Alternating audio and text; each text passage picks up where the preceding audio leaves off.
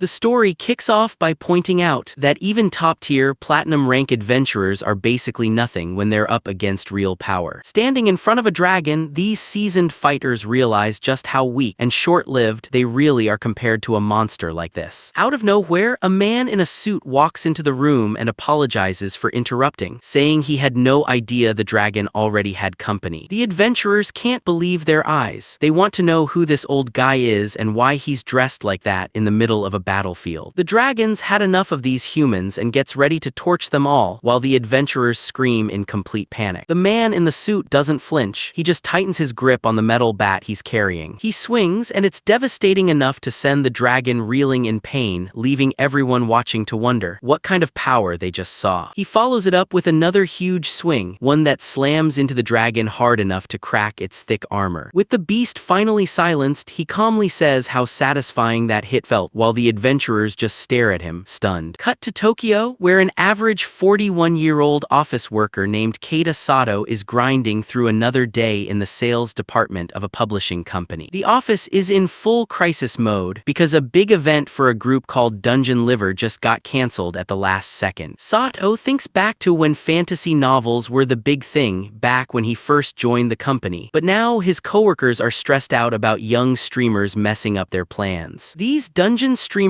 blow up in popularity by broadcasting their adventures to a younger crowd, though honestly, Sato doesn't get the appeal. By 2025, dungeon exploration has hit its peak, and people are calling this the age of grand adventure. It all started 18 years ago with the dungeon catastrophe, when strange portals showed up and forced humanity to fight back against monsters. Powerful drops from these monsters let ordinary people become adventurers, basically turning regular folks into modern-day heroes. The younger generation treats dungeon raids like prime social media content, while Sato just watches the clock waiting for his shift to end. Since reality's basically outpaced fantasy, magazine sales have tanked, forcing the company to sell streamer merch just to stay afloat. Sato feels like he's getting too old for all this modern stuff and tries to slip out the second his shift ends. But a coworker blocks his exit, explaining they're short-staffed and need him to help apologize to every store hit by the recent streamer scandal. A second-year employee named Madoka Yukai feels bad for dragging her senior into the mess, though he sees her as a solid worker, one who's dangerously close to burning out. He reassures her they'll handle it together, while a coworker mutters that the older generation should show more respect for what streamers actually do. He figures a humble apology is a small price to pay to help out his junior, since he thinks her talent matters a lot more to the company than his own. Walking home after another draining shift, he thinks about how much better the job market and the pay used to be. The city streets are packed with the non-stop noise of digital broadcasts, which have become just part of everyday life now. A popular streamer named Suyern shows up on a massive public screen, greeting her fans as part of an official ad campaign. The ad announces that Doom Production is looking for new talent, promising hopeful adventurers they can chase their wildest dreams through streaming. He's thinking about grabbing a cheap beef bowl when a sudden blast of fire goes off nearby, startling everyone around him. Some kids shooting real flames in public just to rack up subscribers, bragging that going viral beats ending up as some pathetic office worker. The hooded kid mocks him for looking lost in the city, but Sato stays calm and just gets ready to walk away without any fuss. He shrugs off the disrespect, hops on a packed train, and finally gets home well after dark. Walking through the door, he's greeted by 16-year-old Hikari Amahara, who's been waiting up for him on the couch. Hikari offers to heat up some cheese curry for him. Turns out she's his niece, his older sister's daughter. He'd been living alone since his parents passed, but once his sister's marriage fell apart and she moved back in, the house became a shared space again. Living with a teenage girl still feels a little awkward to him, so he just stays quiet about what she's wearing while she finishes making his food. As he starts eating, Hikari points out that how much he enjoys her cooking makes all the effort worth it. He admits these meals are pretty much the only joy left in his otherwise dull life, which his niece finds honestly kind of depressing. She tries to lighten things up with a playful bit of affection, but he stays locked in on the star-shaped carrots without much of a reaction. The conversation shifts to Dungeon Liver, as Hikari notices they've just gone live, not realizing her uncle spent his whole day cleaning up after their scandal. He stares at the screen as the streamers flat-out refuse to apologize, instead blaming the entire country for being the problem. The streamers keep complaining about about the backlash, insisting they didn't actually hurt anyone and don't get why people are so angry. Hikari watches their smug attitude on her phone and starts questioning why they're even popular. Then she notices her uncle's weird reaction at the table. He suddenly stands up, mutters something about the time, and announces he's heading out for a bit, even though it's nearly 11 at night. Putting on his coat, he tells his niece to go to bed, claiming he just feels like walking around to clear his head. She watches him leave without a word, eventually telling him to be safe as the door clicks shut behind him. He gets off in Shinjuku and starts making his way through the busy streets with a bag slung over his shoulder. His niece follows him from a distance in disguise, filming him on her phone while wondering how his behavior got so strange. She remembers a time he came home covered in blood and how she found an insanely rare item from an SSS-level dungeon hidden in his shirt pocket. Convinced he's hiding some kind of secret life behind his usual disinterest in dungeons, she vows to catch him red-handed tonight. They pass a group of protesters at the Shinjuku dungeon entrance, demanding the area be cleared out for future adventurers and for the lives already lost there. Eventually, he stops in front of a batting center, which throws Hikari off as she keeps trailing him. He pays at the counter for an hour of time while his niece watches from the shadows, ready to make her move. Turns out she's a registered adventurer herself, going by Hikari Nindo, and she uses her SSS-rank stealth skill to slip past the staff without anyone noticing. She follows him inside, and it all looks like a totally normal batting center until he walks up to a door in the back. He opens the door and gets swallowed up by a sudden, blinding flash of light that catches Hikari off guard. He disappears into the light, leaving his niece to realize she's just stumbled onto a hidden dungeon entrance. Her confusion turns into real fear when she sees a display confirming this is an extremely high-level dungeon. He walks across a stone bridge into a massive, dark, ancient structure looming inside the hidden space. Hikari follows, sweating under the pressure, nodding that even a gold-rank adventurer wouldn't last 10 minutes somewhere this dangerous. As he heads down a dark hallway, a massive frog-like monster crawls out of the darkness to confront him. This thing's called a diamond frog, basically a walking weapon with skin so tough it shrugs off any regular attack. Hikari panics as she watches an ordinary-looking man in a suit face it down, sure he's about to get hurt in seconds. Despite her desperate warning to watch out, he stays completely calm as the monster lunges straight at him. With one powerful swing of his metal bat, he lands a crushing blow that stops the creature dead in its tracks. He admits the sound of that hit felt incredibly satisfying, leaving Hikari totally speechless at how casual he is about it. Taking down a diamond frog in one hit should be impossible, yet he just shrugs it off as a bit of a struggle. Hikari warns him the danger's far from over, since these monsters are known to hunt in packs. Unbothered by the ambush, he takes his stance and gets ready to strike down the next wave. He keeps swinging while venting about his terrible boss and his annoying nephews and nieces at work, leaving Hikari totally confused. He rages against self-centered dungeon streamers who cause trouble for everyone else, sending another monster flying. Standing in the middle of the wreckage with his face splattered, he somehow still looks strangely calm, despite the chaos he just caused. Seeing her uncle look this alive for the first time, Hikari realizes he's been using the dungeon to blow off years of pent-up stress. As the stream keeps rolling, a viewer comments on his unbelievable strength and congratulates Hikari on her first successful broadcast. The comments blow up with people asking why a guy in a business suit is fighting high-level monsters with no gear and no team. A sudden, massive disturbance rocks the area, signaling something way more dangerous is about to show up. Hikari screams in terror as she recognizes the new threat, a diamond boa and SSS-rank boss monster. The huge serpent towers over him, dwarfing everything else on the lower levels with its sheer size. Facing down an SSS-ranked boss, he doesn't back off. Instead, he gets ready for a direct fight with the legendary predator. A brutal clash breaks out as he uses his bat to block the creature's strike, the impact ringing out like metal on metal. The sheer force of the fight causes the surrounding stone structures to crumble as the real battle against the boss begins. Viewers watching the livestream joke about the cameraman being done for as the phone drops to the ground, while a young woman stares in horror at the massive creature looming over them. The broadcast suddenly comes back just as Hikari calls out to her uncle, who's standing firm with a metal bat against the towering beast. Getting ready for the clash, he tells the monster to bring its best while Hikari behind the camera wonders if this dangerous situation is actually giving him some kind of thrill. A deafening screech fills the air as Hikari winces in frustration, watching him charge forward into the chaos alone. A memory surfaces of a boss ordering a younger Sato to take over the cleanup duties for the day. Back in his school days, young Sato was constantly pushed around by his classmates, and even though he got stuck doing everyone's dirty work, he'd just smile and take it. His classmates would talk behind his back, assuming he actually enjoyed being a pushover, and just let him keep doing all their work without a second thought. Back in the present, streamers and onlookers keep insulting him during the fight, calling him a loser office worker who doesn't get the world of dungeons. Feeling the weight of their judgment, he tightens his grip on his bat, frustrated that people think they can say whatever they want when nobody's actually getting hurt. With one sudden, powerful strike, the creature goes flying, leaving Hikari speechless as she realizes the massive threat just got taken out in an instant. Refusing to back down, he roars in defiance and swings with everything he's got, completely covered in monster blood. The internet erupts in disbelief and hate comments, with viewers accusing the footage of being fake, while Hikari realizes the stream is going viral at an insane rate. Exhausted and bloodied, he adjusts his tie in the aftermath, while Hikari watches him with a newfound admiration for just how strong he is. While he enjoys the satisfaction of the fight, Hikari is overwhelmed by the sudden jump to over 10,000 subscribers, already picturing the money headed her way. He stands at a train station looking like just another ordinary salaryman wrapping up a long, tiring day. This whole mess traces back to the day the world changed, when massive labyrinths suddenly appeared during a global event known as the Dungeon Catastrophe. These massive structures rose up out of the earth and threw the entire nation into total panic. The media and internet lost it, with a lot of people convinced it was an alien invasion, while the military braced for a global shift. In the middle of this world-ending disaster, a 23-year-old corporate drone named Keita Sato just kept working at his desk like nothing had changed. They got sent home early on the first day of the catastrophe, but that little taste of freedom didn't last. The trains were running again by the next morning, and everyone got dragged right back into their soul-crushing routines. Sato reflects on the exhausting reality of being an adult, realizing that enjoying a hobby takes more time and energy than he's got left to spare. His one remaining hobby brings him to a batting center late at night, determined to finally earn his home run certification. Exhausted as he is, he refuses to give up his only way to unwind, gearing up to face a pitch built to challenge professionals, clocking in at 160 kilometers an hour. He tightens his grip on the bat as a high-speed ball comes launching straight at him. Locked in total concentration, he manages to track the ball perfectly as it closes in on the plate. Sudden panic breaks out in the lobby as someone screams about a monster, a ball rolling across the floor amid the sound of things getting torn apart. Something violent tears through the building, smashing a huge hole through the wall and leaving a trail of wreckage behind. A metallic sphere rolls towards someone who's gone down and starts changing shape around them, while Sato watches the whole thing in shock. A strange creature emerges and starts to feed, sending the terrified crowd screaming and running for their lives to get away. Still inside the batting cage, Sato gets irritated by all the screaming, annoyed that his focus got interrupted right as he was getting in the zone. He tunes out the chaos and forces himself to refocus on the pitch, even as glass shatters around the facility. Just as he goes to swing, something metallic comes flying at him from the wreckage instead of a normal baseball. He lands a powerful swing, connecting his bat perfectly with the incoming metal sphere. Turns out it's a creature called a metal slug, one that gets aggressive the moment it's struck. The impact is brutal, sending the creature flying backward from the sheer force of the collision. He cheers after landing the hit, completely unaware that taking down the creature just earned him a massive amount of experience points. He rushes into the lobby to show off his home run certificate to Nobunaga, but freezes in horror at the sight of someone lying against the wall, badly hurt. Standing in the doorway in total shock, he realizes the whole facility is covered in signs of a brutal struggle. He suddenly jolts awake at home as his alarm goes off at 6 in the morning, gasping for air and completely drenched in sweat. Looking at a certificate of achievement made out to Keita Sato, he reflects on the ridiculous truth that hitting that monster was a complete fluke. He keeps up his routine as a careful office worker, treating his dungeon trips as just a hobby, despite that recent stroke of luck. Walking into the kitchen, he finds a woman already there, waiting with a fresh cup of coffee for him. Akari Amahara, his older sister and Hikari's mom, points out how formal he's being since she got back. While he explains he's just trying to act like a mature adult around his niece, his sister suddenly asks where he was the night before. He panics inside at the thought thought of his secret late-night monster hunting getting found out as she mentions coming home to an empty house. She complains about how lonely it's been, revealing she'd sent Hikari to bed during a late-night dungeon livestream. Even though he questions how safe that hobby really is, his sister argues that streaming's basically the only job bringing in real money right now. He checks out a channel with around 1,500 subscribers and asks if that's impressive, only for his sister to brush it off as amateur stuff. She makes it clear she refuses to be the kind of mom who stops her daughter from chasing her dreams. Turning down breakfast to head to the convenience store, he listens as his sister asks him to eventually be the one to rein Hikari in so she doesn't have to be the bad guy. With the conversation wrapped up, he heads off to his shift. On his commute, he overhears students talking about a mysterious adventurer known as the Shinjuku Bat who only fights with a metal bat, which just adds to his frustration about work. The train's buzzing with talk about the Shinjuku Bat's reckless dive into the lower levels, and it hits him that he'll need to look into this guy for the job. Groaning from exhaustion and drawing pity from the other commuters, he can't help but wonder what's really behind this popular adventurer. He gets to the office and finds a coworker looking just as drained as he feels at the start of another grueling morning. The office is in crisis over angry sponsors and failed apology videos, and his coworker asks if he was up all night working. Noticing how worn down she looks, he hands her a rice ball from his bag and tells her to take a minute to rest and freshen up. They talk about the lack of air conditioning at night and how hard it's got to find affordable streamers now that the big names are ignoring their offers. He tries to suggest his niece as a possible option, but his coworker shuts it down the second she hears the girl only has 1,500 subscribers. The coworker admits she's desperately hopping the Shinjuku Bat replies, explaining this rookie gained over 10,000 subscribers in one night. Their attention shifts to a screen showing the Shinjuku Bat channel, which just took down an SSS class diamond boa. She wonders if it's really that strong, and her coworker explains the monster has massive damage reduction, usually needing a whole team of 20 to bring down. Despite its nearly impenetrable scales, the creature's core is a fragile weak point that a direct strike can exploit. He stares at the screen in disbelief, unable to wrap his head around how this unknown channel took down a beast like that just the night before. She mentions a rare drop worth 1,000,000 yen, but insists her own dungeon stuff is just a private hobby to blow off steam. Her coworker stays skeptical, brushing off any connection as pure coincidence. Back at the office, a boss notes their previous top streamers were only good for stirring up drama to boost subscriber counts. Growing frustrated, the boss orders Yukai and Sato to find a replacement streamer right away, warning them everyone's stuck working late until they land a new candidate. The team starts hunting for 1 or 2 solid leads, dreading the overtime they didn't ask for. Outside of school, Hikari happily tracks the rising popularity of the Shinjuku Bat channel, while her friend Mia questions if her obsession with this older guy is some kind of weird thing. Mia points out that streaming someone without their consent is risky, especially for a guy who avoids attention, and warns he'll eventually get caught and scolded. Hikari stays confident since her uncle's intense dislike of youth culture makes it basically impossible for him to ever watch a modern stream without cringing. The conversation turns to a disaster 18 years back where a gate at a batting center stayed open after a tragic incident. Hikari wonders if permanent gates like that are common. While the Adventurers Guild handles the official portals, plenty of regular explorers rely on convenient local gates scattered around Shinjuku. Mia warns that the specific gate her uncle uses leads straight to the deep floors, a spot so dangerous it could wipe out even elite parties who rush in without thinking. Hikari worries about her uncle's safety, comparing his life to the high-stakes drama you'd only expect to see in fiction. Her friend asks if it's even right to expose her hero's activities without permission, but Hikari's reluctant to give up the massive view count they've built. Hikari promises she'll come clean eventually, just not until she's earned 1,000,000 from the channel, which gets a sharp comeback from her friend. Walking through the school, Hikari explains she's set up automated filters to scrub her uncle's face and personal info from the server. A call comes in from her uncle, who apologizes for the sudden interruption and lets Hikari know he'll be working late again tonight. He mentions his canceled dinner plans, while in the background his coworker looks exhausted from all the paperwork piling up. Hikari asks if he keeps GPS on for his phone and tells him to turn it on for safety if he's going to be out late. Hikari pleads over the phone about missing him and wanting to know when he'll be back, and manages to talk him into turning on a tracking feature. nature. Once the call ends, she celebrates her little win with a wink and a mission accomplished gesture, while her companion points out how manipulative that was. She keeps an eye out for a surprise stream, satisfied she can now track her uncle's every move while he fumbles with his phone settings. Meanwhile, at the Shinjuku dungeon gate, a group of adventurers, including Mash and Vinegar, complain that their business is drying up thanks to a troublesome newcomer. A guy named Salt argues about their leveling tactics, brushing off warnings from the internet about pulling too many monsters, insisting their methods are efficient. Another guy named Potato walks up to the group, asking if a streamer named Slain is planning to go live that day. They hatch a plan to crash a livestream and stir up a huge scandal, figuring a simple collab wouldn't get them the buzz they need to bury their own problems. The plan is to put a top streamer in real danger during a live broadcast just to maximize the shock factor. The guy grins at what he thinks is a genius scheme, eyeing a channel with over 400,000 subscribers. Late that night in Tokyo, ads for a second collaboration round light up the cityscape as a countdown begins. Sato walks with a coworker, venting his frustration at people who exploit others' hard work without paying them fairly. He criticizes his company's policy of only hearing cheap talent, which always ends up dumping unpaid overtime on everyone else. When Yukai apologizes for the workload, Sato reassures her and gives her a rare, grateful smile before they pass by a ramen shop. She tries to treat him to ramen as a thank you, but he flat out refuses to let a junior pay, citing his own rules about not having private dinners with women he works with. His follow-up comment about her being a charming woman leaves her completely flustered and speechless. After saying goodnight, Sato walks off relieved he managed to dodge any office gossip or drama. He soon arrives at a different facility and pays for an hour of time to start his nightly routine. He walks through the corridors of a high-level area and heads toward a private room, with the attendant telling him to enjoy his stay. Inside, Hikari, using her high-level stealth skills, is already waiting for her uncle, eager to start filming for the night. To get things going, she sends out a rabbit-like drone to start capturing the action ahead. Using her SSS-rank stealth, Hikari sneaks through the dungeon undetected, while her drone films Sato without him noticing. But he suddenly stops and looks back sharply, sensing something's off. She's shocked by how good his instincts are, as he feels like he's being watched, and starts poking at the wall with his umbrella to figure out what's wrong. He jabs his umbrella right into Hikari's chest, noting that this wall feels strangely soft. Confused by the texture, he wonders if he's poking some kind of slime monster, while she screams silently in horror. He keeps poking and prodding, sending Hikari into a full panic, silently begging him to stop as she hits her limit. Right as things get too intense, he senses trouble somewhere else and immediately runs off to check it out. Elsewhere in the Shinjuku dungeon, a live streaming party finds themselves trapped in a deadly situation on a level 140 border floor. An adventurer named Suyern sits on the ground in despair, wondering how things went so wrong. A swarm of diamond frogs starts closing in, and the shield bearer warns that these things are dangerous even one-on-one. Even as her teammates cry that they're all going to die, Suyern steels herself and declares they're going to survive. She launches a powerful stomp at the enemies, while the live chat points out that deep zone frogs shouldn't even be showing up in the mid-layers. Getting irritated by the snarky comments about her struggle, Suyern snaps at her phone, reminding viewers that she can see everything they're writing. Things get worse when a frog's tongue suddenly grabs Amazuru, forcing the party to realize they don't have time to waste. Suyern tries to help her trapped teammate, but the frog's strength is too much, and she starts to fear they're completely done for. In a last-ditch move, she unleashes a huge water spell called Megaton Pump, trying to clear the room. As the water settles, Suyern looks around and quickly realizes her plan just backfired. The water magic barely phases the frogs, and before she can react, a tongue wraps around her waist and yanks her in. Completely trapped and running out of hope, Suyern realizes just how bad things are as a figure looms behind her. The man in the suit suddenly appears and politely asks to be excused as he steps in to help. Standing amid a pile of defeated monsters, Sato calmly adjusts his glasses while the girls behind him watch in total shock. It turns out the AI running the livestream automatically blurs out the faces and voices of anyone who hasn't agreed to appear. The girls realize they're having a fateful run-in with the famous streamer known as the Shinjuku Bat, easy to spot thanks to his signature suit and metal bat. Unbothered by being recognized, he turns his attention back to the fight and dares the last monster to come at him. Nearby, a small drone carries a camera as the live viewer count on the Shinjuku Bat channel climbs streams past 3,000. The chat's in an uproar as viewers realize another top streamer, Soyeon, is in the same area after her own camera drone got destroyed. Soyeon stays hidden while checking her phone, relieved someone posted a link to this stream in her comments. She's thrilled by the sound of donations rolling in, while her teammates are stunned that one guy just soloed the enemies that had them struggling as a trio. With a single, powerful swing, he delivers a perfect shot that completely wrecks the monster in front of him. After the fight, he wipes his face and casually calls the whole thing nothing more than a light workout for beginners. He then turns to the girls, questioning their judgment for setting off an alarm in such a dangerous border zone. They quickly defend themselves, explaining they got caught in a trap where an alarm went off the second they opened an empty treasure chest. He demands proof since one wrong move here can be deadly, and Soyeon offers up their stream footage as evidence they're telling the truth. Standing together, the group is now sure this is the legendary figure they'd heard so much about. Watching their reaction, he decides they're not lying and starts wondering who's really behind the trap. When Soyeon praises his incredible strength, he insists he's just a regular passerby and asks her not to share any of his personal details. The girls whisper among themselves about how he's playing dumb about his identity, even though he's literally streaming on his own channel. Their whispering makes him nervous, since he assumes the young girls are saying something rude about his age behind his back. Recognizing how famous Soyeon is, he decides to make a quick exit to avoid any messy involvement, but she calls out just as he tries to leave. He asks if there's anything else, clearly wanting to go, while she hesitates over whether to offer her thanks. He lays out a hypothetical about a cyclist running a red light in front of a speeding truck, arguing that ignoring a disaster like that would leave a person feeling guilty forever. He makes it clear his help wasn't about being a hero, just about avoiding that guilty feeling, and asks her not to thank him since it'd be a hassle. While Soyeon finds his attitude pretty irritating, her friends question why someone this strong has to be such a jerk about it as they watch him walk off. Despite the shield bearer's frustration, Soyeon finds herself blushing, starting to think he might actually be kind of cool. Her friends react in disbelief while she fixates on his tired eyes and the sheer strength he showed off in that brutal fight. She's completely smitten by his hard-boiled attitude, prompting her friends to warn her that her fans would go crazy if they ever saw her face. Comments flood the stream about the mystery man's age and strength, with some fans calling his refusal to show his face a total buzzkill, while others just wonder who he is. Elsewhere, a girl with twin tails watches the footage on her phone, nodding that him brushing off a cute girl is exactly what she'd expect from him. She shifts her attention to a pile of wreckage on the floor, questioning what kind of trap was just triggered. The girl walks through the basic theory of learning skills, explaining that adventurers are taught to picture their growth like a straight-growing tree. She describes the thick trunk as the core skill every adventurer builds, pointing to her own stealth ability which completely hides her from nearby monsters. As an adventurer levels up and the trunk grows, branches start forming, representing all the sub-skills they pick up along the way. She shows off how her skills work with her drones, then uses an appraisal ability to check out the broken remains of the trap. The skill identifies it as a level 11 broken treasure chest, making stream viewers realize the cameraman's using serious appraisal skills on an empty box. Viewers suspect this was a deliberate, illegal attempt to sick a monster on the streamer, a tactic known as a monster player kill. Determined to find whoever's responsible, the girl sends out her drones to scout the area and quickly spots a target. Nearby, a messy-looking guy complains about his group accidentally pulling a D-player boss monster right as the drones close in on his location. On stream, the girl suddenly recognizes the group as the Dungeon Lovers and points them out to her audience. Back on the ground, Soyeon keeps chasing after him, begging for a chance to thank him or at least get his contact info. He shuts her down with a final no, leaving her screaming in frustration, while her friends realize their backup stream channel had been live the whole time. A group of failed streamers blame their bad luck for not saving Soyeon, then realize they need to run since they're being watched by unseen observers. Amid the chaos, a hooded guy spots a treasure chest and gets agitated, while Soyeon looks to Sato for protection. Soyeon quickly casts a water spell called Water Mirror to scan the area and track down the people behind the treasure chest trap. Sato watches the sonar-like ripple from the spell as Soyeon successfully zeroes in on the hidden group's location. She immediately follows up with a massive Great Vortex spell that engulfs the group in a violent surge of water and collapsing debris. The sheer intensity of the attack leaves the red-haired leader leader in total shock as his team scrambles to process the scale of the magic used against them. While the vortex successfully pins down the enemies across a wide area, the group debates whether it was overkill before agreeing it was the right call. As a dark aura wraps around Sato, Soo-yeon looks at him uncertainly, unsure what role he's about to play in the fight. The enemies can't escape the torrent even with their enhanced abilities, prompting the red-haired leader to vow revenge for the beating they're taking. To everyone's shock, Sato starts walking calmly toward the middle of the chaos, drawing bewildered looks from allies and enemies alike. Seeing him approach, the red-haired man desperately orders his teammate to open fire with a magic blast from a spell circle. Even taking a direct hit, Sato stays unfazed and just adjusts his glasses, while the enemies panic and try targeting his footing instead. He launches forward at blinding speed, leaving Soo-yeon and her friend stunned as he closes the distance in an instant. As he goes all in, Sato recalls the harsh advice his old boss once gave him about surviving brutal overtime. He defies logic by literally running across the surface of the swirling vortex, a sight the enemies find both impossible and repulsive as they're told to fall back. His logic is simple: as long as you're still conscious, you can keep going, the same way you can run on water as long as you keep lifting your feet before you sink. To him, running on water isn't nearly as absurd as the stuff he dealt with daily at his old company. He easily slips past the defensive line and lands right in front of the trembling enemies, brushing them off as weaklings before they can even react. Without hesitation, he delivers a crushing blow to the red-haired man's face, shutting down any chance of a counterattack in one hit. After finishing the job, he straightens himself up and politely excuses himself from the defeated group while Soo-yeon and the others watch in awe. A group of girls notices the live stream is still running, while a middle-aged man nearby looks visibly upset, prompting one to warn the others to watch what they say while another checks on him. One of the girls scans the area for the source of the broadcast and figures a highly skilled stealth user must be running the camera since she can't spot any physical drones around. After Sato questions a group of beaten-up adventurers sitting against a wall, a girl identifies them as the streamers known as Dungeon Lover, while another frantically tries to claim she was just a witness. The defeated group looks up in shock, realizing the middle-aged man's expression matches a face they recognize, one that's clearly not happy. Recognizing them as the main reason for his constant late-night overtime, Sato loses his temper and grabs their leader by the collar, demanding an honest explanation for their presence in the dungeon. The streamer tries to claim they did nothing wrong and threatens to report Sato to the guild for attacking them with magic, only for one of the girls nearby to calmly admit she was the one who blasted them. Refusing to back down, the streamer tries to summon another monster to teach Sato a lesson, but the alarm it sets off only proves to the audience watching that these are the culprits behind the chaos. The streamer keeps shouting insults, calling Sato a middle-aged newbie, but Sato stays unfazed and gets ready to deliver a final blow, as he notes the kid just won't quit. In one last desperate move, the streamer summons a strange peanut-shaped monster and orders it to attack Sato, who just stands his ground. When the summoned creature turns out to be pathetically weak, the streamer immediately switches his story, trying to pass the whole thing off as a harmless prank and a planned collab with Soo-yeon, which only earns him looks of disgust. Sato's appalled that they'd play with people's lives like this, and despite the streamer's desperate pleas for forgiveness and half-hearted attempts to laugh it off, nobody notices a single real apology. Fed up with the streamer's constant grinning and total lack of remorse, Sato delivers a powerful punch that sends him flying across the room, leaving the girls stunned by the sudden burst of force. After finally letting out his long-held frustration through that hit, Sato feels a deep sense of relief and admits he's finally starting to feel better. The blow is so powerful the streamer goes crashing into a pile of wreckage on the dungeon floor as Sato walks away. While some worry whether the streamer's okay, Soo-yeon's completely smitten by Sato's power, calling him the Shinjuku Bat and falling for him despite his plain appearance. At the adventure publishing office, a red-haired coworker walks up to Sato to let him know the Dungeon Lover group has officially been kicked out. Sato stays uninterested as she explains the group had their licenses pulled and got booted from the guild after their disastrous livestream. Reading an article about the incident and the police getting involved, Sato breathes a sigh of relief that his name got kept out of the report, like promised. He thinks back on the events of the day before, realizing the license revocation basically marks the end for the Dungeon Lover streamers. But his peace doesn't last, since his department head informs him there's an ongoing ongoing police investigation into the whole thing, leaving Sato terrified he'll get dragged into more trouble when all he wants is to enjoy his hobbies in peace. Soyeon specifically asks Sato to keep her identity a secret about the recent incident, and he agrees with way more enthusiasm than the moment calls for. While he agrees to keep quiet, Soyeon quickly follows up by asking him for a favor in return. All Sato can do is stare back, confused and sweating, trying to process her unexpected request. Back at the office, a coworker mentions that a channel called Shinjuku Bat just passed 80,000 subscribers, wishing they had someone like that on their team. Sato sighs over how hard it's been to find a replacement for Dungeon Lover, right as he gets a friendly intro message on his phone from Soyeon. Looking stressed, he explains to his coworker that he ended up trading contact info and worries about the trouble it might cause, while she wonders if it's spam. He brushes off the message as just some random dating app notification, but his coworker's surprised to learn he even has that app installed. Seeing her chance, the coworker excitedly reveals she uses the same app and asks to swap numbers too. Sato internally groans about being a corporate slave who even uses his personal phone for work, scrambling for an excuse to say no, while she celebrates asking so casually. Luckily, he gets saved when the department head calls them over, and he immediately uses it as an excuse to escape the awkward moment. Walking up to the department head, Sato feels a wave of dread as his boss watches them with a sharp, serious look. Without wasting time, the department head asks if they've found a replacement for the Dungeon Lover series yet. Sato explains it's only been a day and they're still waiting on email replies, while a magazine on the desk highlights just how urgent finding popular streamers has become. The boss sarcastically points out a major problem with their flagship magazine, while Sato tries to keep his composure through the critique. She explains that the upcoming color spread and merch plans are at risk because the editorial team is swamped, which prompts Sato to point out they're actually in sales. Cutting straight to it, the boss orders Sato to pitch to Doom Productions and tells him to bring Yukai along as backup. Sato's shocked since Doom Productions is the industry leader with massive channels like Soyeon, and the boss confirms that's exactly who they're targeting. When asked about the budget, Sato admits they're still broke, which leads the boss to declare this is exactly where Yukai's sales skills need to prove themselves. Both of them let out a huge, panicked scream at the sheer scale of the near-impossible challenge they've just been handed. The story shifts to a towering skyscraper as Sato and his coworker arrive to negotiate a business deal. Inside, the manager of Doom Productions, a guy named Kinya, introduces himself as a former streamer with a massive following, acting dismissive toward his guests from the start. Sato calmly introduces himself as being from the Adventurer's bookstore. He introduces his assistant Yukai and thanks the manager for the meeting, but the former streamer impatiently tells them to hurry up and get to the point. The manager immediately calls their pitch boring, questioning why he'd bother partnering with an old-school magazine with such a small readership. He brags that even his lowest-tier streamers get better reach and tells them to come back once they've tripled their circulation. Sato realizes right away they never had any intention of cooperating. The manager keeps mocking print media as a waste of time in the modern age, while Sato just watches him quietly. Yukai stands there shaking, absorbing all the harsh insults directed at their work and company. Sensing a chance to exploit the situation, the manager suddenly shifts his tone, mentioning an upcoming event where Yukai could land a job if she plays her cards right. He makes a blatant pass at her, suggesting she keep him entertained to boost her reputation, and Yukai immediately shuts it down as completely inappropriate. Ignoring her objection, he corners her and suggests a private hotel meeting, while Sato lets out a sharp, irritated breath. Sato abruptly stands up to end the meeting, thanks the manager for his time, and gets ready to leave. While Yukai's startled by the sudden exit, the manager tries to stop them, claiming the fun was just getting started, but Sato points out that in this day and age, everything can end up broadcast to the world. Sato lays out the risks of a scandal for a big-name streamer, and mentions a recent trend of fallen influencers luring regular people into private parties. He brings up an upcoming exposé known as the Shubun Canon, leaving the manager visibly shaken as he realizes just how much this could threaten his reputation. Sato tells Yukai it's time to go, adding that old media outlets have deep connections that stick together. As they walk off, the manager loses his temper, grabs Sato by the shoulder, and demands to know why he thinks he can just walk away. The former streamer grabs Sato's tie and threatens to smash his face in, screaming about his former fame and subscriber count. account. Sato stays completely unfazed, effortlessly brushing the man's hand away with one movement that leaves the guy stunned. After pointing out how pathetically weak that grip was, Sato fixes his tie and officially declares the negotiations over. The meeting wraps up and the pair heads out, with Sato watching them go. Once outside, Yukai expresses how grateful she is for being saved, but Sato stays stoic, pointing out that even though they escape, the business deal is officially dead. He expects a harsh scolding from his bosses, since losing the Dungeon Lover deal has left a massive gap in their upcoming publication. Walking through the plaza, Sato wonders what their next move should be, while Yukai looks on with a determined expression. Back inside the office, the manager who got left behind stares out the window in silent rage, clenching his fist. When a coworker approaches to ask what he's looking at, the manager suddenly loses it and slugs the guy right in the face. The force of the hit sends the coworker reeling in pain as he collapses to the floor, hurt from the impact. The manager licks his knuckles, intimidating his victim by demanding he admit who's stronger. He grabs the injured man by the hair and tells him to be his personal punching bag for a while, promising to patch him up once he's done. From the high window, he keeps watching Sato and Yukai walk further and further into the distance. As they move through the city, Yukai brings up someone named Sato from the adventurer's bookstore. While the memory of the earlier violence still lingers, the manager makes a phone call and issues a dark threat, vowing to make Sato regret ever crossing him. As night falls, Yukai asks Sato for the truth behind the industry rumors about a scandalous reputation known as the Shubun Canon. Sato looks at her seriously and confirms that while it's technically just a rumor, the person in question is definitely involved in that kind of behavior. He explains the ugly reality of how this guy uses his influence to charm and sleep with female fans and employees under the guise of business meetings. Sato sighs at the dirty side of the industry, wondering if their job is about making deals or exposing secrets, but Yukai suddenly interrupts to ask if he's free tonight. She blushes hard and nervously suggests they grab a drink together as a thank you for his help earlier in the day. While Yukai celebrates her own courage internally, Sato checks his phone and politely turns her down, saying protecting his coworkers is just part of the job. He mentions he already has dinner plans, which sends Yukai into a panic, assuming he's headed to a date or an arranged marriage meeting. Sato smiles and clarifies he's actually taking his sister and niece out to dinner, which leaves Yukai looking surprised and relieved. Yukai tells Sato he'd make a great father one day, but he brushes it off, before the scene cuts to an office where another coworker is apologizing for a mistake. Getting ready for dinner with his family, Sato checks a message from Hikari confirming their mom is joining them at a beer hall in a style he actually enjoys. Riding a packed train, he notices the heat but looks forward to how much better it'll make his drink taste. He appreciates his sister treating them tonight in Ginza, though he wonders if a beer hall is really the right spot for Hikari, already picturing a big drink for himself. His peaceful commute gets interrupted when a stranger grabs his shoulder and demands he get off at the next station, drawing confused looks from a nearby woman. A phone gets shoved in his face, showing a video of him recorded from close-up. The guy identifies himself as a popular online personality called Chicken Buster Mamoru, shouting that he's caught Sato's inappropriate behavior on camera. Faced with accusations of groping, Sato points out his hands were clearly full, but Mamoru argues any contact or closeness still counts as harassment. Bragging about his police connections and growing online following, the accuser demands to see Sato's ID right away. The woman involved tries to clear up the confusion, saying she wasn't harassed, but the accuser insists she's a victim who just hasn't realized it yet. She firmly tells him he's being a nuisance and demands he delete the video, but he refuses, claiming what he's doing is for the greater good. Realizing this isn't going to end quickly, Sato sighs and texts his family to let them know he'll be late because of some unexpected trouble. He asks the woman for a moment of her time, telling the loud accuser to lower his voice since he's actually the one scaring the other passengers. He suggests they both get off at the next station to sort things out with staff and clear his name, and the woman agrees with a nod. Instead of following through, the accuser suddenly hurls insults and bolts off the train, leaving Sato to face the judgmental whispers of everyone still on board. The crowd starts snapping photos to warn others, blindly branding him a groper based purely on what they just saw. Sensing something's off as the crowd ignores the facts and brands him guilty, he starts suspecting the whole thing was a coordinated setup. Deciding not to chase the accuser down to avoid more of a scene, he's caught off guard when the woman accidentally accidentally bumps into him, knocking her glasses to the floor. As he reflects on how staged the whole confrontation felt, the woman picks up her glasses and apologizes, suggesting the mix-up was her fault. Looking distressed, she admits she has a strong feeling about why someone would go after her in such a calculated way. The woman mentions it's likely a personal grudge, and Sato agrees, both of them realizing this could turn into an even bigger mess. Looking at a phone screen with a vibrant character on it, someone suggests they finally exchange contact info. Overwhelmed by a sense of deja vu, Sato clearly doesn't want to go through with it, but eventually gives in and agrees to the exchange. Outside a convenience store, Hikari enjoys some ice cream while wondering what kind of trouble her uncle's gotten himself into this time. While waiting, she notes that her mom lied about coming along, all while passersby comment on how cute she looks standing there. She decides that despite everything, she's going to be the one treating her uncle to a meal tonight. A big spread is laid out on the table as Hikari serves up a variety of dishes to her uncle. The two of them raise their glasses and share a celebratory toast to kick off the evening. After a long drink, Sato feels rejuvenated, while Hikari mentions he's been looking especially stressed out lately. She asks if something happened and he brushes off the question, secretly thinking about the whole incident on the train earlier. When he asks about her mom, Hikari claims she's working and gave her the money for dinner before admitting she's actually paying for it herself. The conversation turns to her mom's mysterious job as a craftsman, leaving Sato wondering why his sister keeps her real profession secret, even from her own daughter. Settling into a quieter part of their conversation, Sato asks how things are going at school. Hikari enthusiastically talks about how fulfilling her life's become now that she's found friends and a new sense of purpose. But she keeps to herself the fact that she started a viral streaming channel using her uncle's likeness, leaving him confused by her sudden smirk. Sato's phone suddenly rings with a call from his department head, and though he'd rather ignore it, Hikari tells him to step outside and take it. Once he picks up, his boss gets straight to the point and asks if he recently groped someone. Completely blindsided by the accusation, all Sato can do is ask her to repeat that in total disbelief. He confirms there was an incident on the train less than an hour ago, and his boss explains that a streamer has already uploaded a video calling him out. Even though his face was blurred, people have already figured out who he is and are linking him to his workplace, leaving him in shock. The woman on the phone apologizes for falling into a trap since her company's now facing intense public scrutiny after an employee got accused of harassment on social media. Sato asks who she could have possibly angered since he knows the real culprit wouldn't take such a stupid risk, and she laughs, nodding his survival instincts run stronger than his impulses. Sato smiles, realizing his boss knows him a little too well, and starts explaining what actually happened. He suspects the whole setup is too elaborate for a small-time streamer, and figures a manager from Doom Productions named Kanya Katsudoki is the one pulling the strings. The boss is furious that a major agency would pull a casting couch stunt and retaliate with fake accusations after getting rejected, but Sato urges her to focus on a solution, even without solid proof yet. After confirming they've got the victim's contact info and the station's cooperation, she tells Sato they'll meet tomorrow morning to figure out a response, reassuring him the company's still behind him. She keeps venting about people who twist the truth to serve their own delusions, while Sato, still outside, offers to come back to the office if needed. She tells him to stay for his family dinner and apologizes for the interruption, and Sato thanks her for having his back. Once off the phone, Sato grips his phone tightly and grits his teeth, realizing the people behind this made sure there was no solid evidence left behind. Looking at the blurred video post, he realizes the anonymous streamer kept things vague on purpose to dodge a lawsuit, while still successfully framing him for everyone to see. His anger spikes at the thought of his company and coworkers getting dragged into this mess, especially since the scandal's now ruining his time with his family. He returns to the restaurant radiating tension, and Hikari greets her uncle back, only to be caught off guard by how intense and intimidating he suddenly looks. He tries to play it off as no big deal, but Hikari sees right through him and insists he doesn't have to hide the truth from her. Without saying a word, Sato downs a full mug of beer and slams it onto the table, while Hikari watches him in silence. He finally admits something went wrong at work and tells Hikari to take a taxi home since he's got somewhere else he needs to be. He hands over a large bill to cover dinner, tells her to keep the change, and walks off despite her protests that she and her mom were supposed to be treating him. Meanwhile, the Shinjuku Bat channel, now sitting at 85,000 subscribers, drops an emergency announcement for a live dungeon raid happening tonight. Hikari watches the excitement building in the comments and clutches the money he gave her, determined not to let her uncle get away with whatever he's planning so easily. Sato arrives at a facility and orders a deluxe session, telling the attendant he'll be there for exactly 1 hour. Gearing up, he thinks about the agency pushing casting couch deals and the streamer framing innocent people, vowing to deal with the people who let their impulses run their brains. Determined to blow off his built-up stress, Sato heads into the Lust Palace dungeon tonight, aiming to clear out the monsters inside. This place is officially known as the Incubus Palace, notorious for being packed with dark, twisted temptations. Some believe the area's a warped space where the old Shinjuku red light district merged with the dungeon, and Sato takes a moment to say a quick prayer before heading in. During the original dungeon catastrophe, this corner of Kabukicho was especially chaotic and claimed a lot of lives, making it a seriously dangerous zone. The territory's since turned into a den crawling with demons and monsters driven by obsessive, twisted instincts. These creatures latch onto specific fixations, getting excited at the sight of Sato showing up looking like your average salaryman in a dress shirt with his sleeves rolled up. Sato scoffs at the demon's predictable obsessions and tightens his grip on his bat, admitting that's exactly why he picked this place to vent tonight. As one of the demons lunges at him shouting crude remarks, Sato sets his stance for a heavy swing. He treats it like batting practice, timing his swing like he's hitting a curveball as he makes contact. The impact is brutal, sending the creature flying into a nearby building where it bursts apart in a mess. Sato casually rates a perfect 10. He finds a deep sense of relief in the destruction, admitting that taking out these creeps feels incredibly satisfying. Staring down the rest of the demons, he thinks about the harassment and false accusations piling up in his own life, deciding to take all that stress out on them. A data readout reveals these rank A demons have weak telepathy, letting them shapeshift into whatever specific thing their targets find most repulsive, something even the watching drone finds gross. Watching from her hiding spot, Hikari realizes she can't drop her high-level stealth, since the monsters here are too dangerous, with heavy resistance to both physical and magical attacks. Sato keeps up his relentless assault, shouting about people who grope others on crowded trains as he lands another powerful blow. Even as the demons twist with pleasure from the violence, Sato tells them to get lost, while Hikari watches the overwhelming show of force in shock. Sato's fury is obvious as he keeps shouting, while viewers on the livestream comment on how terrifying he looks and share their own gripes about the daily commute. Despite his visible rage against people who exploit others, Hikari feels a sense of security, knowing his strength makes it basically impossible for him to lose. Standing bloodied but satisfied among the wreckage, the audience finds the whole thing cathartic and starts sending in big donations to show their support. Surrounded by the aftermath of his rampage, Sato stays alert, glancing around after noticing something off in the sudden quiet. A streamer celebrates hitting monetization and thanks her loyal fans, telling her partner he can finally quit his job so they can stream together for good. Sato's attention snaps to a massive explosion going off in the sky above him. He's shocked when a spear suddenly plunges into the ground right in front of him. A violent shockwave erupts from the impact, forcing him to move as the ground tears apart. He immediately charges forward through the smoke to confront whoever's behind the attack. Hikari panics as her stream cuts out when her drone gets destroyed, worried her uncle might have been spotted. The spear stays lodged in the debris only for a moment before things shift. Sato realizes the weapons vanished and looks up to see a figure standing on the edge of a nearby building. A woman appears holding the spear, ready to engage him. She lunges from her spot and launches a high-speed strike straight at him. He's forced to defend himself as she follows up with a series of aggressive spear strikes. He manages to block her weapon and shouts for her to wait, trying to stop the unprovoked attack. Both fighters freeze in a tense standoff as they finally get a clear look at each other. Realizing she's fighting an actual human, the woman immediately bows and apologizes profusely for the mistake. Sato warns her to be more careful in a place this dangerous, and she admits she thought she was completely alone. Hidden nearby, Hikari realizes her drone got caught in the earlier attack, but is relieved her stealth skill kept her from being noticed. The newcomer turns out to be Sina, a top-tier platinum rank streamer known as the Spear Dancer, and the strongest solo female attacker in the industry. The girl they call the Spear Dancer. She's a top dungeon streamer, but her private life, basically a total mystery compared to every other big name out there. Even with all her viral hits and music streams streams blowing up, she won't touch monetization or ads. And that just makes people wonder even more. Why would someone at her level show up in a place like this? Nearby, a girl spots her chance. She realizes right away, catching this moment on camera is going to blow up online. As the man gets ready, she sets up the broadcast, and her little sidekick flips on the live stream, ready to capture what's about to be a legendary showdown. Worried about getting caught on official footage, Sina blurs the video and mutes the audio, just to keep things drama-free. The stream comes back with blurry, pixelated shapes, but it doesn't take long before the audience starts putting the pieces together, and they can't believe what they're seeing. Fans start dropping huge donations the second they figure out who it is, and while the man tells Sina everything's fine, the girl running the camera is quietly panicking over how big this reaction is getting. The man senses somebody's watching him, but before that goes anywhere, Sina jumps in with an apology, saying that hitting him earlier was just an accident because her eyesight's bad. Most weapons adventurers use are mass-produced gear sold straight from the guild, but a handful of rare, legendary items way beyond what modern tech can make. Sina happens to be carrying one of those, a legend-class weapon called the Burst Lansky Balg, and the man confirms it's really her while making sure no one else is around. He calls out her story about bad eyesight. She admits she was lying the whole time, right before she launches straight into an attack. A fierce clash breaks out as Sina swings her lance with everything she's got, but the man holds his ground and blocks it clean. The two of them go quiet for a second, sizing each other up in that brief pause between strikes. Sina keeps coming, unleashing a string of fast, brutal strikes, and somehow the man keeps parrying every one of them with nothing but plain, ordinary gear. The fight turns intense fast, and the streamer girl is stunned at how quickly this turned from a chat into a full-blown duel. Watching from where she's hiding, the girl can't get over the sheer power coming off both the spear dancer and the man they call the Shinjuku Bat. The man resets his stance, ready for the next move. Meanwhile, someone tells Sina to back off. She ignores it completely, and the two trade blows so heavy they send shockwaves rippling through the area. Sina suddenly stops mid-fight, thrown off because she can't sense a single drop of mana coming from his weapon. She thinks it's insulting that her legendary spear is getting blocked by some ordinary object, until he reveals it's just a rental bat from a batting cage. He explains his whole fighting style is basically him copying moves from kung fu movies he likes, and that leaves her stunned once she realizes the eyesight excuse was a total lie from the start. He points out that she had her eyes closed during the fight, and he explains he stepped in, even risking her getting the wrong idea about him because leaning so hard on her vision for her opening move, that's exactly the kind of habit that gets people hurt. Everyone out there treats an adventurer dying as no big deal since resurrection exists, but he pushes back on that. Life, he says, isn't actually that cheap. With a grim look on his face, he admits that dying, even once, is still a genuinely terrifying thing to go through. He warns her that the kind of fear that comes from getting crushed by a powerful monster can leave scars on a person that never fully heal, and even though he apologizes for lecturing her, she thanks him sincerely for the advice. The girl reveals her main skill is an unclassified ability called Insightful Eye, something she relies on because she's too scared to actually keep her eyes open. She explains it shifts her view to a higher vantage point, kind of like switching a game into third-person mode. That heightened awareness sharpens her reaction time massively. It makes it feel like time itself slows down whenever she's in a fight. She mentions she's had this ability for 18 years ever since she was 4, and that instantly reminds him of the massive dungeon disaster from that exact same time. She recalls getting separated from her parents that day when a huge swarm of monsters came pouring out of the dungeon to attack. 18 years back, the whole city fell into total chaos as terrifying creatures descended on everyone trying to flee. The monsters hunted people down without mercy, and the young girl ended up cornered by one of them. In the middle of all that slaughter, she suffered a brutal injury to her eyes, while people around her were being killed. Explosions tore through buildings as the city burned under the weight of the invasion. A young man knelt in the ruins, wrecked by the fact that he couldn't protect anyone, questioning what his own strength was even worth. Even in the middle of all that despair, he made up his mind. He'd protect the child he was holding, no matter the cost. Back in the present, the girl wonders what happened to the man who fought through those monsters to get her healing potions and got her safely to a shelter. She confirms her parents made it out okay, but he's still haunted by the memory of the people he couldn't save. He remembers the moment the shelter got overrun, and the guilt of being too late to save a young boy still weighs on him. He grips his weapon in silence while she looks at him with a warm smile and tells him how genuinely glad she is that he made it out alive. The man just stands there in stunned silence, taking in the story unfolding in front of him. The girl finally starts revealing the truth. She became an adventurer for one reason: to track down and thank whoever saved her after she got separated from her parents during that chaotic night at the shelter. She'd hoped that getting famous would eventually bring that person to her, but she admits she's still so afraid of monsters that she can't even keep her eyes open while fighting, which is exactly why she can't work with a team. After the man admits his read on her skills was really just instinct, he warns her not to waste the life she was given, because the person who saved her would be devastated if she got hurt. He gives her a gentle smile and jokes that he's just a soft old man who can't stand watching young people get hurt, and she watches him with a softer look in her eyes. As he heads back to his weird batting practice, the girl finds something oddly familiar about his intensity. She wonders if she's seen someone like him before. She wonders if he just has one of those common faces. Meanwhile, off in the distance, a small creature watches, relieved to see them both safe, even though it can't hear a word they're saying. From somewhere far away, another girl is watching the whole thing through a screen. She's worried the two of them are drawing too much attention, despite the privacy filters covering their identities. Just as the girl's about to ask him something, a loud shout cuts through their private moment. A big guy carrying a professional camera shows up out of nowhere and asks if the group has a minute to talk. Both the man in glasses and the girl are caught totally off guard. They immediately ask who this stranger even is. The newcomer introduces himself as Dan, a legendary cameraman and freelancer who's been handling the girls' dungeon shoots, specializing in high-end production. The man in glasses is already worn out by yet another expert showing up out of nowhere. Meanwhile, Dan explains he sees himself as more of an artist, someone who prefers editing over going live. When the man says he's surprised anyone would film inside dangerous dungeons without drones, Dan says he can handle himself in a fight just fine and compliments the man for keeping pace with the girl. The girl formally introduces herself as Sina, the spear dancer, there to film a music video, but things get sidetracked into a grammar argument once Dan brings up a debut duet. Dan vents about how brutal the industry is, how freelancers get blacklisted by clueless executives at the drop of a hat, and Sina backs him up, insisting his skills are one of a kind. Dan's frustration boils over as he rants about some failed rookie who couldn't even show up to the right location, and Sina nods along, totally agreeing about how bad management can be. The man in glasses mentions he's dealt with something similar recently, right as a cat appears behind him. After explaining that the original rookie already bilayed on the job, Dan turns to the man and begs him to step in for the music video so the shoot can go off without a hitch. The man makes it painfully clear with just his expression that he wants absolutely nothing to do with this shoot, no matter how much Dan begs. The man in the camo jacket apologizes for how sudden his request is and offers a real contract with full credit and pay. Even though viewers are only tuning in for the other guy's annoyed reaction, the man in glasses turns it down flat because he just hates being in the spotlight. The cameraman pushes harder. He offers to pay out of his own pocket and swap the man's face and name for a CG avatar to keep him anonymous, a level of effort the girl finds pretty extreme for someone from another company. The filmmaker declares he'd blow his entire budget just to get a collab between the girl and the man, calling it a matter of professional pride. And she adds she can only really give it her all if he's her partner. The girl explains she refuses to phone this one in, not with all the people waiting on her videos. She wants to give them her absolute best. Faced with all this pressure to join in, the man in glasses stays quiet, thinking it over. He checks his watch and points out that the bat he's holding is just a rental. He notes they've got less than 30 minutes left on the batting cage gear, and that's when the girl confidently claims she'll clear the whole dungeon in 25 minutes flat. The man agrees to help out without asking for a dime. He tells the filmmaker he's welcome to tag along, and the girl jumps at the challenge with total enthusiasm. A specialized drone named Albacore gets deployed to handle defense and live broadcasting with background music, and the group charges straight into the dungeon. As the fight kicks off, the man notices a buff from the hypnotic music, one that seems to be sharpening his focus against the monsters closing in. He swings his bat with brutal force, smashing through enemies and structures alike, and he remarks, "The impact sounds exactly like what he's been chasing." Watching him go, the girl's thrilled. She asks if she's allowed to cut loose too, and he confirms it right away. She raises her staff, ready to unleash her signature move, the shattering emerald wall. A massive wave of energy crashes into the monsters, wiping them out instantly and clearing the path ahead. Fighting back-to-back with her, the man privately admits it's kind of embarrassing for a guy his age to be trying this hard just to look cool because a young girl asked for a duet. He thinks it's pretty pathetic, honestly, but he can't stop the momentum of the fight as they push through wave after wave of enemies. Despite everything he's telling himself, he just can't bring himself to turn her down when she looks at him with that much determination and joy. He figures people who take that much pride in what they do shine a little too bright to ignore, and he watches her throw herself completely into it. He decides he can't hate that kind of passion, watching her unleash another devastating blast of emerald energy to finish the job. The dungeon gets cleared in a record 13 minutes, and the live chat completely erupts over the speed and power the two of them just pulled off. Then the boss monster finally shows up, a massive SSS-class beast known as the Demon of the Dragon Chariot. It's identified as the insatiable greed dragon of the Incubus Palace, looming over the man as he watches its every move. The dragon lets out a roar that shakes the entire chamber. Even with terrible footing all around, the monster moves fast, tearing the surroundings apart, while onlookers wonder if anyone can actually handle it. Viewers complain about the boss design being unfair and the poison swamp stage being downright dangerous, right as the man decides to charge in and engage it head-on. The girl swings her weapon to knock away incoming debris, declaring she won't let this monster stop them. Trusting him completely to handle it, she watches as he leaps onto the dragon's head and lands a heavy strike. The dragon goes down for a moment, but quickly starts growling and pushing itself back up to keep fighting. A powerful spear attack, Gibalg, tears through the environment straight toward the beast. The dragon screams in pain as the hit connects, and the man stays locked in on the fight escalating around him. Flames blast directly into him, and spectators start to worry since his regular clothes offer zero protection against an attack that heavy. Standing his ground through the fire, he explains, even when an attack loses its physical form, its core is still there. As his popularity with viewers keeps climbing, he readies his bat and starts wrapping the surrounding flames right into his swing. Focusing on the core of energy, he notes, even a wild pitch can be hit clean with the right technique. With a powerful shout, he unleashes the Wild Pitch Slayer, striking that concentrated energy with everything he's got. A massive explosion clears the whole area, scattering treasure everywhere as the man and the girl stand together in the aftermath. The dragon still screeching when the vehicle nearby suddenly roars to life and starts moving. A loud crunch echoes through the room as the dragon slams into the vehicle, and the girl watches the chaos unfold. A man in camouflage gear suddenly pops up, shouting in awe over what he just witnessed. While the newcomer celebrates the ridiculous win, the man realizes he still doesn't even know the girl's name, so he finally decides to ask her. She tells him to call her Kay, but he's confused by how short it is, so she compares the nickname to something cute, like a black cat. He points out that the name actually comes from an old kanji meaning something bright and fleeting, like a firefly, but she immediately shuts that down. She hates that kind of talk, she says, even as a joke. After thanking him again and saying she'll never forget their time out there together, she says goodbye, and he watches her go with a smile. A small creature watches the whole scene with an intense, lingering stare. The live chat explodes over the insane production value and the huge donations pouring in. Fans point out how smitten the creator seems to be. Checking her phone in disbelief, the girl realizes her subscriber count just crossed 140,000. She thanks her fans as they start shipping her with the guy they're calling Uncle. The group arrives back at the revival point of the Shinjuku Kabukicho dungeon. Walking through the area, a guy named Dan laughs about how the layout reminds him of a square back in Umeda, nodding there aren't many adventurers around, since it's already past midnight. Kay wonders if a 50-50 split is even fair since he did most of the work, but he brushes it off, which throws her off even more once she realizes he's calling valuable item drops basically trash. Dan comments on how the man doesn't seem greedy at all. Meanwhile, the man reflects on how dungeon-related laws right now are full of loopholes when it comes to loot ownership. The legal status of dungeon land and treasure is still a gray area. Ownership usually goes to whoever grabs it first, though future law changes could bring a crackdown at any point. He explains he can't legally sell the drops without an adventurer license, and it's not worth risking his company's no-side job policy, especially since his last attempt to cash in got him banned on the spot. At a nearby station, a man reading the newspaper hears about a 10-minute delay and just shrugs it off. The scene scene shifts to the front of Shinjuku Station, where there's a donation box set up for dungeon disaster victims. Figuring it'll at least help cover disposal costs, the man decides to dump his entire bag of loot into the donation box, thinking it's strange to even call all this stuff trash. Still using her stealth skill, the girl pops up in shock, asking why he'd just throw away all that loot. Two women nearby witness the whole thing and are disgusted, thinking they just watched a guy dump actual junk into a disaster relief box. They immediately call for someone from management to report what looks like illegal littering right in front of the station. A staff member rushes over out of breath, but while the women expect him to get arrested, the man clarifies he actually just wants to track down the donor to thank him. The bag gets opened up, revealing a massive pile of sparkling gems and high-value treasure, leaving both women completely speechless. An older man looks over a donation report with deep gratitude, noting just how much came in that night. He mentions a donor who's been quietly giving huge sums for 18 years now, ever since the dungeon disaster, likely one of the original adventurers from that time. And bystanders nearby are shocked that someone that significant looked so ordinary. The girl with pigtails explains they nicknamed him the trash pickup guy after tracking his movements, which makes the other women deeply regret how little respect they showed him earlier. The next morning, the man is back home, looking absolutely wiped out. Akari notices how exhausted he looks and asks if he even got any sleep, so he explains he had to deal with some unexpected, complicated mess. He recounts how a client lost it during a company event and how he nearly got framed for molestation on his way to meet Hikari, which sends Akari into shock right as Hikari walks in to serve coffee. Akari tells Hikari to drop the act and demands to know why the two of them met up without telling her. Hikari claims she just wanted to have a nice meal with her uncle, which sends Akari off about being left out of the invite, while the man realizes there's been a mix-up over who actually asked for the meeting. With tears welling up, Hikari argues that since her mom's always working late, she just wanted to thank her uncle for always being there for them, asking, is that really such a bad thing? Hikari keeps the tears coming, and both Akari and the man start feeling too guilty to keep pushing the interrogation. Akari tells them to cut it out with the excuses and insists on being invited next time. The man reassures her he's fine right before Hikari remembers she needs to hear more about that molestation accusation he mentioned earlier. After he lays out the whole story, Akari and Hikari react with total anger and disbelief that he kept something this serious to himself. Hikari rages against the false accusation, calling it flat-out slander, pointing out that a guy who's been donating for 18 years straight clearly isn't capable of something like that, and the man tries to calm everyone down. He mentions he even exchanged contact info with his accuser, which makes Akari warn him he's in danger and Hikari push him to get revenge, though he just thanks them for looking out for him. He reflects on how his family believes in him without needing any proof, but the mood shifts fast when Hikari checks her phone and finds a viral video accusing a streamer of being a molester. While the video loads, Hikari tunes out her mom's scolding about phones at the table and quietly decides she's going to protect her uncle herself. Hikari reaches out to a contact named Mia for help and gets back a pretty suspicious reply. Meanwhile, Akari keeps criticizing her phone use and the man says he honestly envies how good the younger generation is with tech. Hikari suggests her uncle would blow up on social media because of his fun personality, but he brushes off the idea before stepping away to take an urgent work call. On the phone, he identifies himself as Sato and learns he's being summoned for a separate urgent matter involving someone named Yukai, which immediately grabs Akari's and Hikari's attention. A stressed-out coworker from Adventure Book Company tells him someone named Kachidoki from Doom Production wants to meet up to make amends, though she admits she has no clue what he's actually planning. The coworker reveals Kachidoki demanded he get on his knees and beg to make the deal happen, and even though the staff all recognize this as blatant power harassment, they explain he still has to go. It's a direct order from the CEO. He asks if they even have the right to refuse, but the woman on the other end warns her job and honestly the whole company is on the line if he says no. His niece asks if he's okay as a message confirms a Monday schedule, and his phone keeps buzzing with more notifications, making the other woman at the table joke about how popular he suddenly is this morning. He sighs that being popular at work only brings him grief, then steps out for a moment while the younger girl tries to follow him, only to get told to finish her meal first. The girl looks visibly anxious about his phone call, but the older woman reassures her that he's a grown adult who can handle himself. Standing outside, he keeps talking on the phone with someone named Shuratama, and the scene cuts over to a meal being eaten at a restaurant. An adventurer named Suyern Shuratama apologizes for someone at her company, mentioning rumors of a fight between one of their salespeople and a guy named Daki. He realizes Daki is probably Kachidoki's old nickname from his adventurer days, while Suyern, sitting with her companions, warns him this guy is genuinely dangerous. She explains his whole primitive rule about fighting one-on-one to become friends and how he drags people he doesn't like into dungeons, which leaves the man wondering how is someone like that still employed these days. The group talks about how he's got dirt on people in power. That's how he keeps his connections and gets away with his reckless behavior. He mentions he was falsely accused of groping on the night they crossed paths, and hears that a streamer working for the guy helps cover things up through staged citizens' arrests. Suyern offers to talk to her superiors or team up on a project to help him out, but he turns her down, not wanting to drag her into something this risky. Even though she privately thinks it's unfair, he already got to work with someone named Sina. He reflects on how badly he needs to settle this. If his company falls apart, it'd be a disaster, and he's long since forgotten how to even go about looking for a new job. He tells Shuratama that as a salesperson, Kachidoki's summoned him for Monday, and he's expecting to get dragged into a dungeon over it. He describes sales as basically a never-ending cycle of matching up selfish, unreasonable older men with each other. He wraps it up by saying that despite their age, none of these guys act like actual adults, and he calls salespeople scum, which leaves the girls at the table pretty unsettled by how grim he sounds. He claims even scum are necessary for society to keep running, and he tells Suyern not to worry about him getting targeted by gangsters as long as it stays within work hours, though he does ask her to keep his name out of any future project pitches. He explains a promotion would just mean more work for less pay, then asks if she knows Sina, and she admits she'd love to hang out with her even though they've never actually met. He says that works out perfectly since he recently picked up a business card from one of her staff and plans to use it, which leaves Suyern curious about what he's got in mind. He decides he wants to get this whole situation sorted out as fast as possible, and gets ready to handle it the old-fashioned way come Monday. When Monday rolls around at Shinjuku Station, two men show up, one carrying a guitar case that's probably hiding a sword and another suspected of concealing a hammer. 7 o'clock hits as he reflects on his day at work, thinking about his boss and Yukai worrying about him, but his attention's locked on the two guys in front of him blocking his exit, even though he realizes the real threat is coming from behind. As he walks through the station, a stranger suddenly confronts him from behind and calls him a pervert. He's startled when he feels a knife pressing into his back and wonders if he's about to get kidnapped in broad daylight. Right before the guy tells him to shut up and start walking. Keeping a nervous expression, he's escorted by a group of armed guys into a secluded, empty alley. He fakes pain and begs not to get hit while being told to move faster. Secretly, he's clocking a small drone hovering overhead, nodding everything's going exactly according to his plan. They reach a restricted area marked off with keep out signs, deep inside a narrow, cluttered corridor. He realizes they're using some secret path the guild doesn't even know about, as one of his captors trips, leading the way through the maze-like passage. They arrive at a karaoke building serving as a zone for levels 15 through 20 of the Shinjuku dungeon, and he concludes these guys genuinely mean to kill him. He's addressed as Sato and brought into a wrecked room where someone's already sitting there, waiting for him. Daki Kinya stands up and offers Sato the collaboration he wanted in the form of a one-on-one showdown. Sato immediately thinks it's pathetic. The former streamer gets defensive about his past success and his count of 127,000 followers, but Sato bluntly accuses him of buying every last one from a dealer. Sato keeps provoking him, rattling off his past scandals and the financial crimes he pulled on ripped-off teammates, until the guy finally snaps and lands a heavy punch right on his face. Sato rolls across the floor from the hit, but privately, he notes the punch was too light and wonders if his provocation just wasn't enough to get the reaction he wants. Playing the victim, Sato cowers and begs him to stop hitting him, all while quietly waiting for the guy to reveal his motives so he can gather enough evidence. Daki Kinya walks over, clearly irritated with Sato's attitude, while Sato keeps acting hurt on the floor. Daki Kinya tells Sato to get up, nodding that even acting like a weakling now, he was surprisingly tough for standing up to him back at the office earlier. A brutal beating follows, with Daki Kinya striking Sato Sato over and over until his glasses fly off, and Sato keeps begging for it to stop the whole time. Daki Kinya grabs Sato by the tie and calls him disgusting, says he's like some monster just pretending to be human. Despite the damage, Sato stays completely unfazed, which makes Daki Kinya point out his face shows zero fear and suggest he could kill his captor whenever he wanted. Sato realizes this guy's sharper than he gave him credit for right as Daki Kinya summons a flaming sword and proposes they settle this with a final duel to become friends. The confrontation escalates as the man in the suit gets surrounded by several armed guys, but he stays completely unmoved and just asks what happens if he refuses. Provoked by that answer, the lead attacker activates his main skill, shouts that he's going to kill him, and launches a direct strike. A massive water spell called Megaton Pump erupts out of nowhere, right as the man reveals he's already got recorded evidence of their kidnapping and assault. A blonde woman shows up and addresses him as Kinya, explaining her magic was set to allied mode so it wouldn't hit him, while the others call out the group's actions as a serious crime. When the guy who got hit asks if this whole thing was a setup from the start, the man calmly confirms it, and the others join him at the scene. He warns them that even in a lawless dungeon, their privileges as adventurers won't save them once this gets out, but the group tries pleading their innocence to Soyeon, claiming they were only punishing a pervert. A girl with glasses cuts through their excuses, calling out the lie directly, which shocks one of the guys who recognizes her from a run-in on a train before. She flashes her ID and reveals her real identity. Seina Maizono, the famous spear dancer known as Sina, who was previously in the news as a victim of harassment. The reveal leaves the opponents completely stunned, realizing they got fooled by her plain disguise the whole time. She just shrugs and says she prefers keeping her private life low-key. The man reflects on this unexpected twist about her identity, while Soyeon expresses her relief at how smoothly everything went. He thinks about how adventurers using alternate appearances, avatars, can't actually look too different from their real selves. Soyeon catches him starring and asks if he's thinking something rude, which he quickly denies before turning his attention back to business. The man suddenly flexes his power, muscles straining against his suit as he gets ready to move, terrifying the remaining thugs. Recognizing the combination of that suit and that build, the opponent starts to panic, realizing he might be up against the legendary Shinjuku Bat.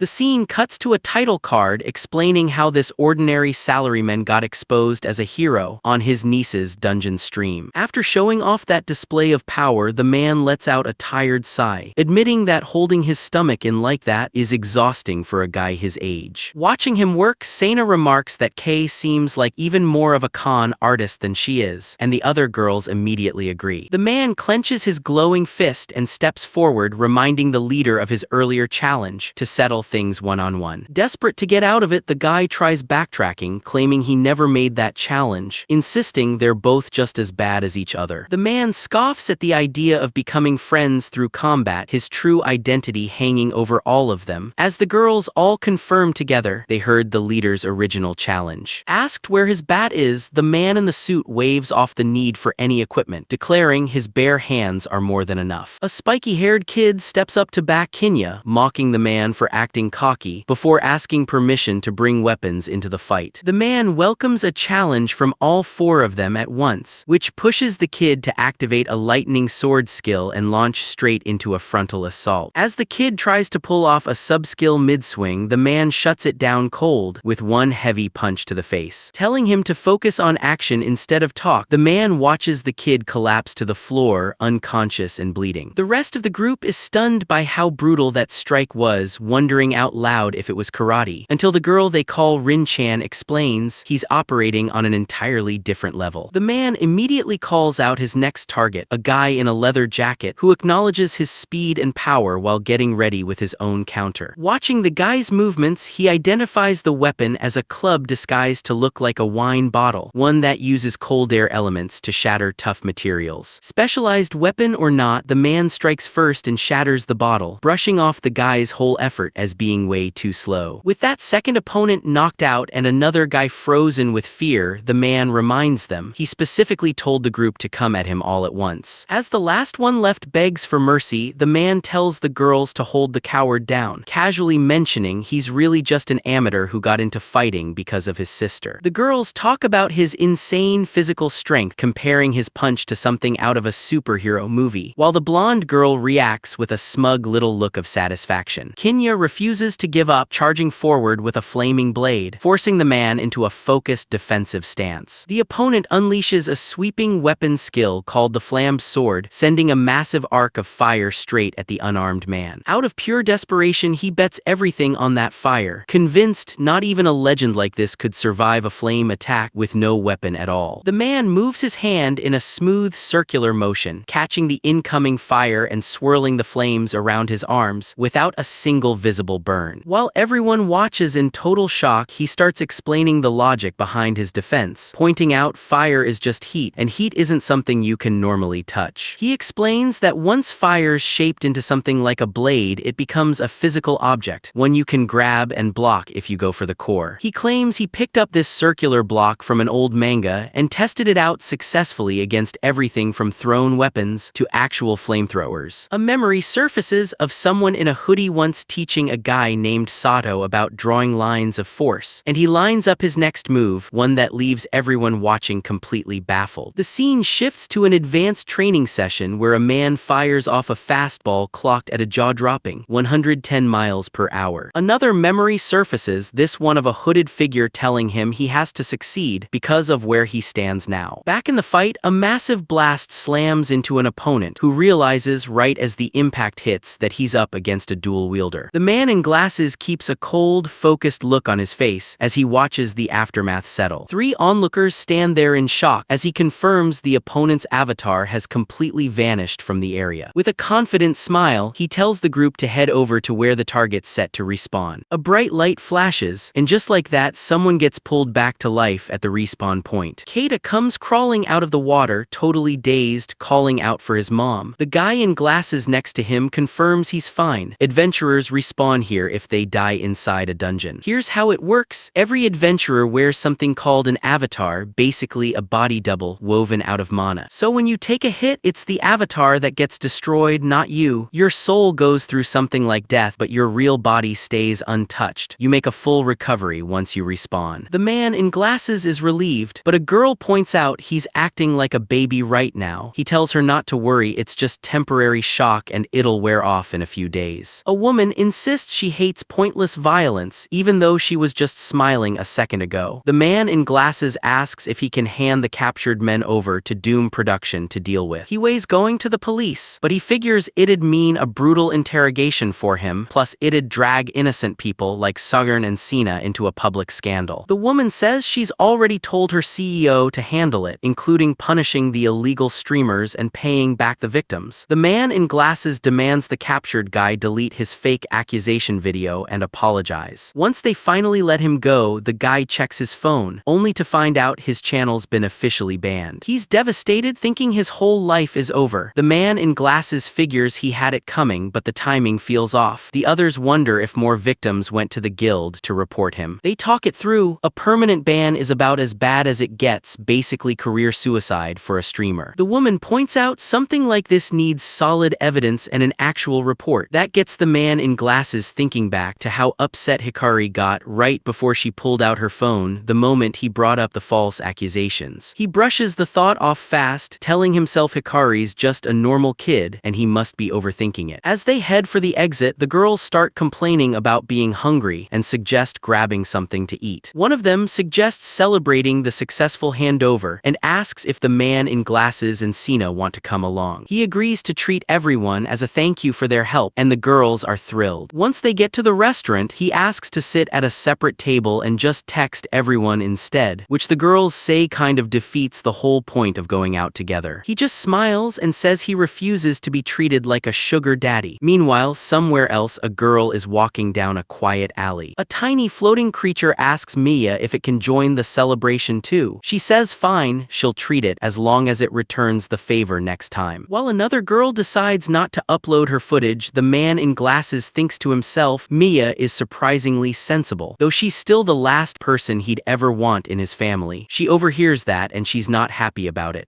The girl with glasses asks if they should keep quiet about Mamoru's channel ban, since technically they got the evidence by trespassing. She justifies the whole thing as social justice, then admits her logic is basically identical to the guy they just took down. At a restaurant called Royal Hall, the group settles around a table, while other customers chatter in the background. One of the girls tells Kei he's quite a character. He insists he's just a regular office worker, and the girl with glasses immediately shoots that down. She points out that regular office workers don't stream, which Kei denies applies to him too. The mood shifts as she asks him point blank if he streams. Kei just looks confused, like he doesn't even understand the question. She starts to ask if he's the guy known as the Shinjuku Batter, but before she can finish, a loud shout cuts her off. Hikari shows up out of nowhere calling out for her uncle. Kei's shocked to see her here of all places. Hikari recognizes the others as Suyern and Sina, but the girl with glasses tries to play it off like a case of mistaken identity because of her different makeup. To smooth things over, Hikari proudly announces she's a professional streamer herself and shows off her channel and subscriber count. Sensing the awkward tension, she busts out some kind of ninja move to try to change the subject. Reading the room, Kei figures it's best to stay out of the girl's business. He excuses himself to go refill his drink, happy to enjoy his beer in peace. With Kei gone, the girl in the vest asks Hikari straight up if she's really the one behind the Shinjuku Batter account, and Hikari gasps in shock. The girls realize Kei has no clue what's going on. They start wondering if Hikari's been using her uncle for her own gain without even asking him. When Kei comes back to the table, a jumpy Hikari nervously asks if he overheard anything about her activities. After an awkward silence, Kei just asks her to promise him one thing, that she's not causing trouble for anyone else. Hikari can only stare back, completely stunned by how calm he is about it. Kei admits he has no idea what she's actually planning, but he gives her his blessing to use him however she needs to get there. Everyone else at the table is left speechless by how laid back and supportive he's being. One girl protests that he should at least know what his niece is up to, but Kei says he has no interest in prying into every little detail of her life. He keeps backing her up, explaining that his whole attitude comes down to one thing: how much he loves his family. He adds that he doesn't care if she betrays him or uses his money as long as it makes her happy, which leaves the girl in the vest completely stunned. His niece can't believe how doting he is, and he just laughs it off, asking if that's really such a weird thing. The girl with glasses sits back down, feeling silly about her earlier outburst, but he reassures her, saying he actually appreciates that she got angry on his behalf. That unexpected kindness makes her blush hard, and her heart starts racing. She tries to cover her embarrassment by calling his words corny, while the other girls just admire how cool and relaxed he is.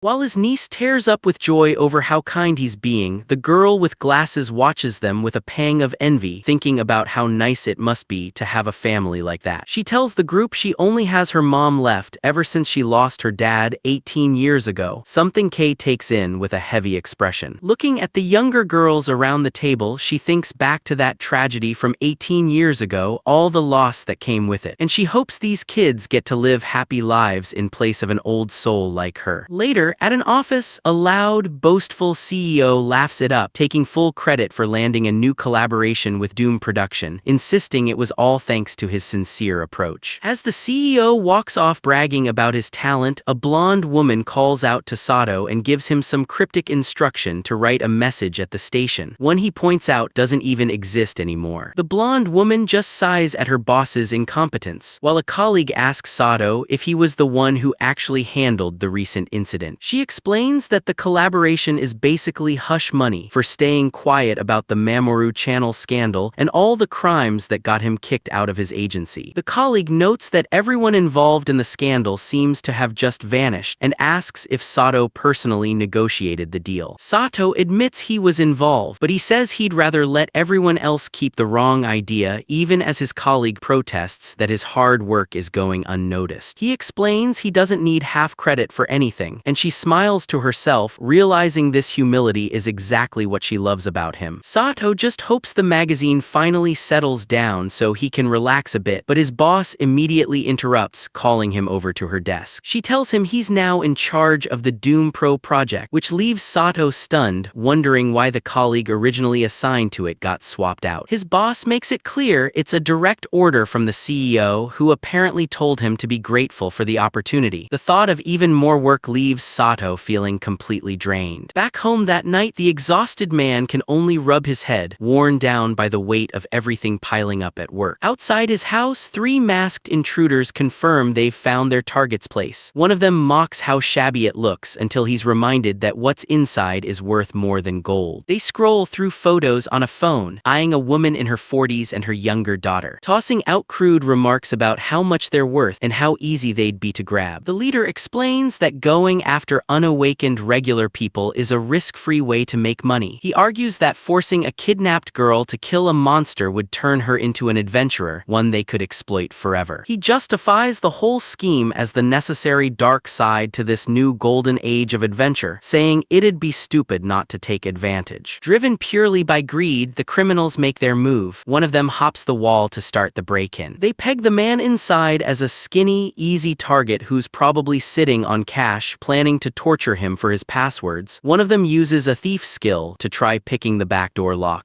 The lock clicks, but the door won't budge, leaving the group frustrated and confused about why a simple house door is giving them so much trouble. One of them wonders if there's some kind of magic barrier protecting the place, but they're cut off by a voice from above, asking if it's really just the 3 of them. They look up to see the man standing on the balcony and instantly recognize him as the exact guy they were sent to rough up. They decide to take him down first before going after the women inside, but the man's tone changes as he grips the railing and asks them to repeat what they just said. A wave of dread hits the intruders, and they start doubting whether their commander was right about this guy being just some ordinary citizen. Frozen by his overwhelming, menacing presence, they compare it to something out of a dungeon, like a high-level monster. One of them swings at him with a baseball bat, but the man moves in a blur, closing the distance and grabbing the weapon out of the air. He drives a palm strike straight into the attacker's chest, hard enough to send a shockwave rippling through his whole body. As the guy collapses, the man notes that a hit to the heart like that causes serious pain, even for a tough adventurer, and he realizes he just cracked through a steel safety vest. He calmly suggests they let the police take them in quietly, but the leader refuses, charging at him with a death threat only to get met with a heavy kick. The man mocks how fragile his bones are after that kick snaps his leg, while the 3rd intruder sets off a blinding flash of magic to try to escape. The last criminal taunts him as he leaps over the house to flee, but the man just calmly picks up the discarded bat, focused and ready. With one perfect swing, he sends a helmet flying, catching the fleeing guy midair like a projectile and knocking him straight down. Standing over the wreck of a man, he checks that he's still breathing, insisting he actually held back as much as he could. The beaten criminal struggles to process it all, accusing the man of secretly being an adventurer and cursing his commander for lying to them. The man just denies it. Bat slung over his shoulder, he keeps a stern face, insisting he's nothing more than a salaryman who got disturbed in the middle of the night before a workday. The intruder's still in shock, unable to wrap his head around how a regular office worker just took down someone with actual thief skills, using nothing but a cheap bat. 2 women rush in ready to fight, but the man tells them to hang back, explaining he noticed the break-in because of a specific ornament by the entrance. Turns out that ornament is a rare wooden bear from deep in the Shinjuku dungeon. It works like a high-level security system, casting a barrier and alerting him whenever someone breaks in. Hikari's relieved she convinced him not to throw the thing away, which gets him wondering what other useful stuff might be buried in the junk piled up in their shed. He starts interrogating the guy to find out who put out the hit, but the terrified criminal swears he never even saw his commander's face, just that the job was supposed to pay big.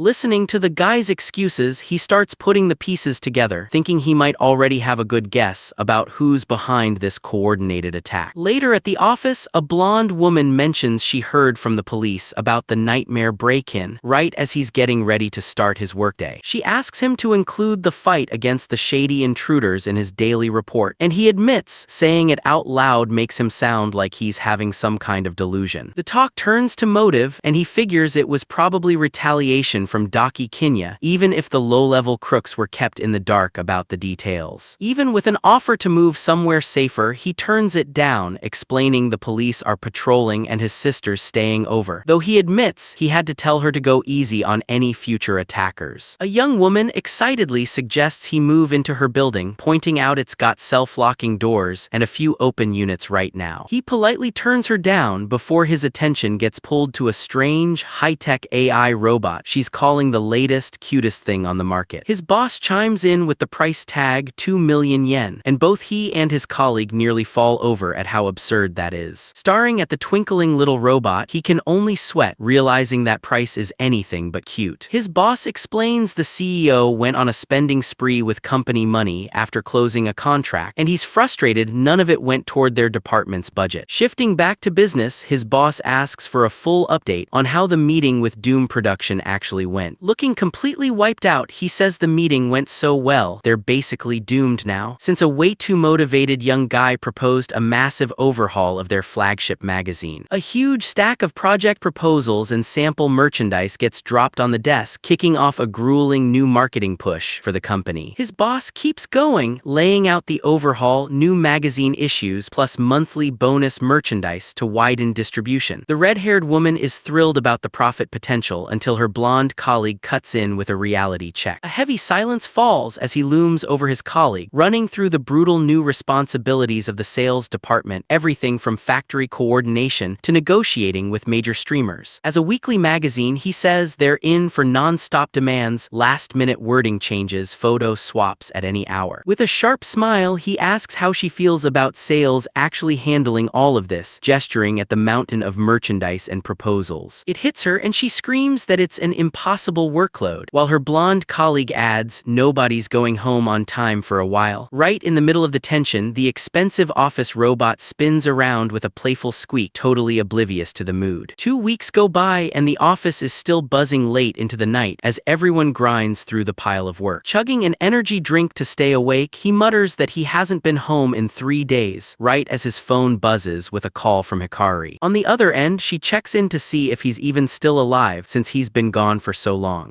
He says he's barely holding on but hopes to make it home today. She tells him he sounds exactly like a zombie. While they talk, she's scrolling through viral clips of his secret dungeon exploits, nodding he must be under serious stress. Nearby, his red-haired colleague is buried under a workload that's tripled with 0 extra staff, while Hikari warns him he's going to wreck his health if he doesn't slow down. The blonde woman looks completely wiped, cooling patch stuck to her forehead as he tells Hikari that stopping isn't an option right now. Switching topics to home, she reports that police and vigilante adventurers have been patrolling the area every day. He tells her to stay careful until the alert level drops in 2 weeks, but he's caught off guard when she flat-out refuses his suggestion to move, saying she won't be separated from him. He tries explaining their place is a safety risk now that it's been exposed, but she holds firm, insisting there's no negotiating on staying by his side. Touched by how devoted his niece is, he can't help thinking about how his soul-crushing job is keeping him from doing what he actually needs to do to protect his family. Feeling like he's chained to his desk, he agrees to come home tonight, warning her he'll be late since he needs to clear his head first. She's fine with that and promises she'll have a hot bath and dinner ready whenever he finally gets in. A small smile finally breaks through as he thanks her, admitting her support really does make a difference. Meanwhile, she's checking the comments online, where fans are guessing the Shinjuku Bat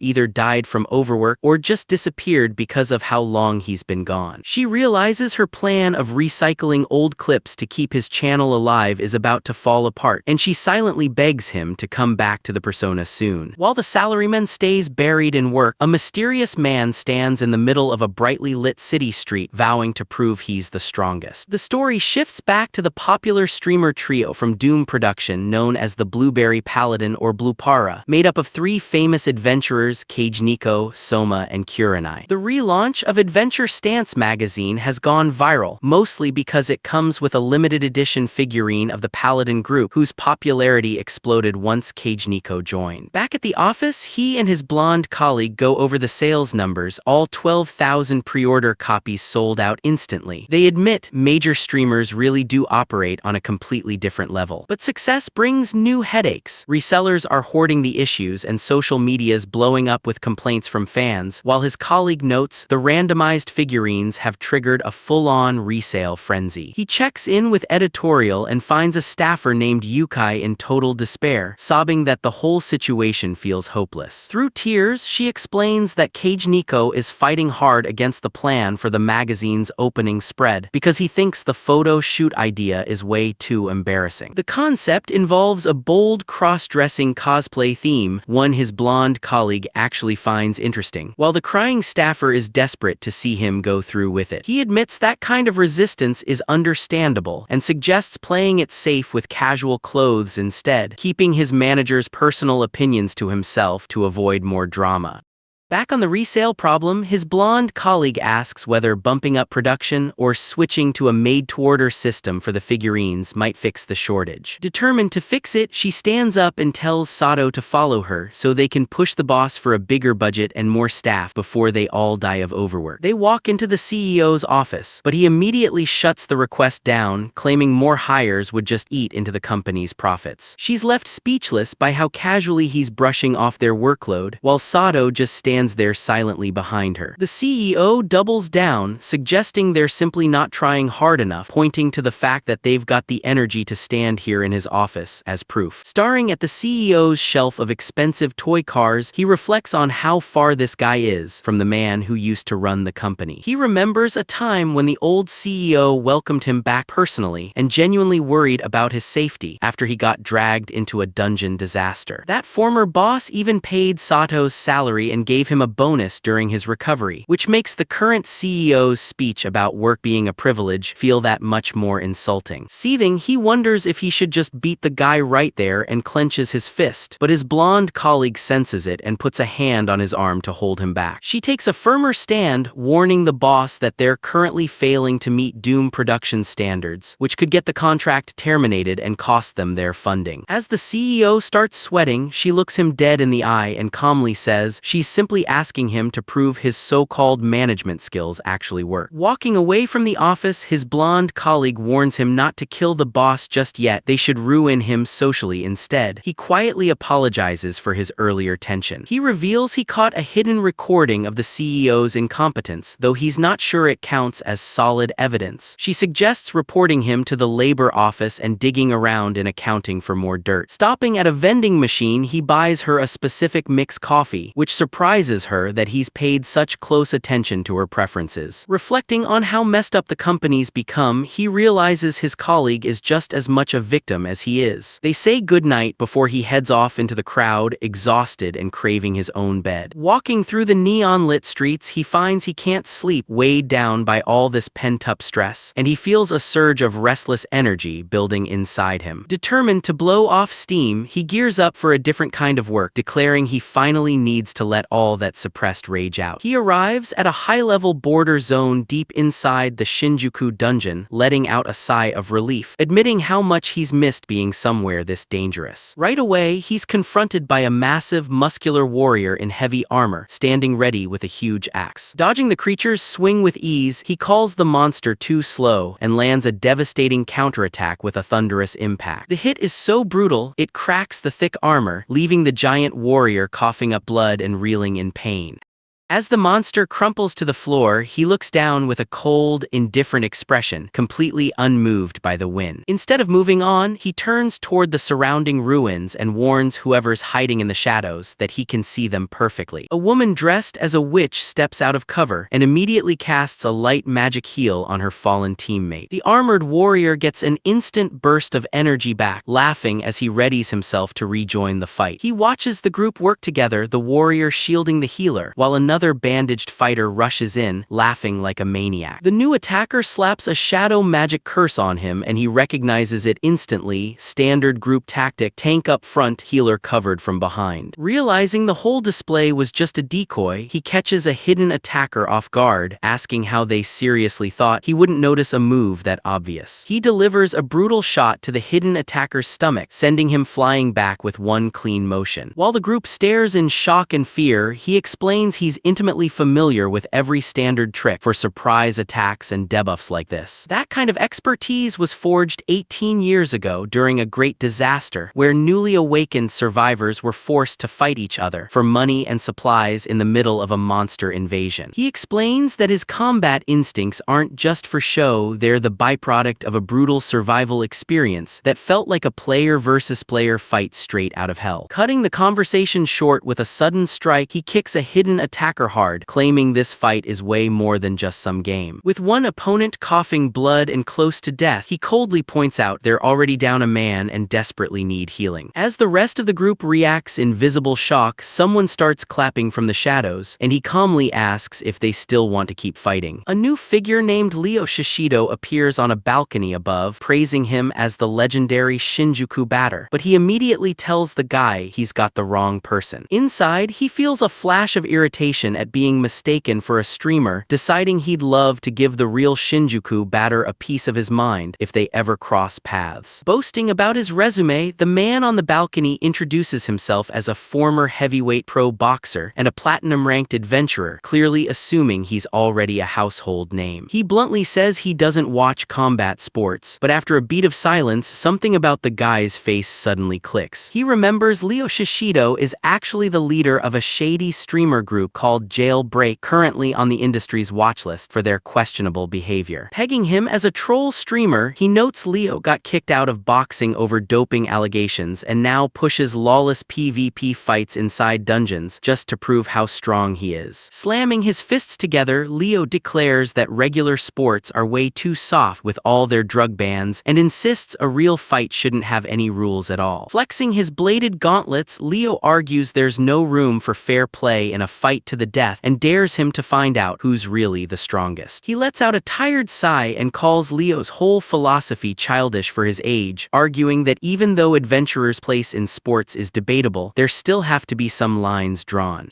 He explains that since skills and abilities vary so much across classes, rules exist to keep things interesting instead of boring and chaotic. Leo tells him to stop dodging the point, but he fires back that all this no-rules talk is just a cheap excuse to justify cheating for an easy win. Calling his whole outlook lame really sets Leo off and he snaps, vowing to kill him, while a live stream audience starts tuning in for the drama. Leo throws out a flurry of punches so fast, the viewers can barely track them, while chat tries figuring out where they are based on the background monsters. Back at the Doom Productions break room, the staff notices the streams live and wonders why he hasn't pulled out a bat yet if he's really the Shinjuku Batter. As the fight heats up, the chat splits, some fans annoyed by how popular he is, others just hopping to watch a famous guy get beaten up. The hostile viewers say they want to see the Shinjuku Batter humiliated and left red-faced once Leo finally finishes him off. Despite his earlier dismissal, it turns out Leo Shishido's reputation is backed by real power, first proven in a single viral combat video. Using his signature brass knuckles and the Fist Fighter AA skill, he can turn his heavyweight punches into blistering fast projectiles, capable of reducing a 4-story building to rubble. The full scope of that destructive power got proven when he leveled an entire building in just 30 minutes of non-stop striking. That same overwhelming power is now aimed straight at K, all captured in a famous clip titled "Smashed a Building with My Fist," which has racked up over 1 million views. Confident he's landed the hit, Leo claims he's finally caught him, but K just stands there completely calm and unfazed. It's actually the boxer who ends up rolling on the ground in pain instead, while K asks if he's okay, mentioning he'd noticed the shin guards hidden under his jeans. Warning him his bones might actually be shattered, K offers a healing potion, but Leo reacts with rage, calling him a coward for hiding using protection. Kei just reminds him that in a fight with no rules, any advantage is fair game, while a small spirit companion wonders how he managed to see the boxer's moves coming so easily. Back at the agency, the staff explains they keep a close eye on the boxer because of his habit of picking fights, and the girl laments that her warning text to Kei is still sitting unread. Realizing his inbox is buried under a pile of ignored collaboration and interview requests, she finally understands why he never clocked the specific threat this villain of a boxer posed. She spirals into worrying that Kei might hate her if he ever finds out she's been secretly filming him, and wonders why he thinks so little of himself. Looking at the massive profits his fights have brought in, she wishes she could show him the actual numbers just to make him realize how great he really is. Back in the dungeon, the boxer keeps up his desperate, relentless assault, but Kei just absorbs every hit like he's straight out of a story. The livestream audience is split, plenty of fans praising him for taking the barrage while others mock him for just standing there and taking it.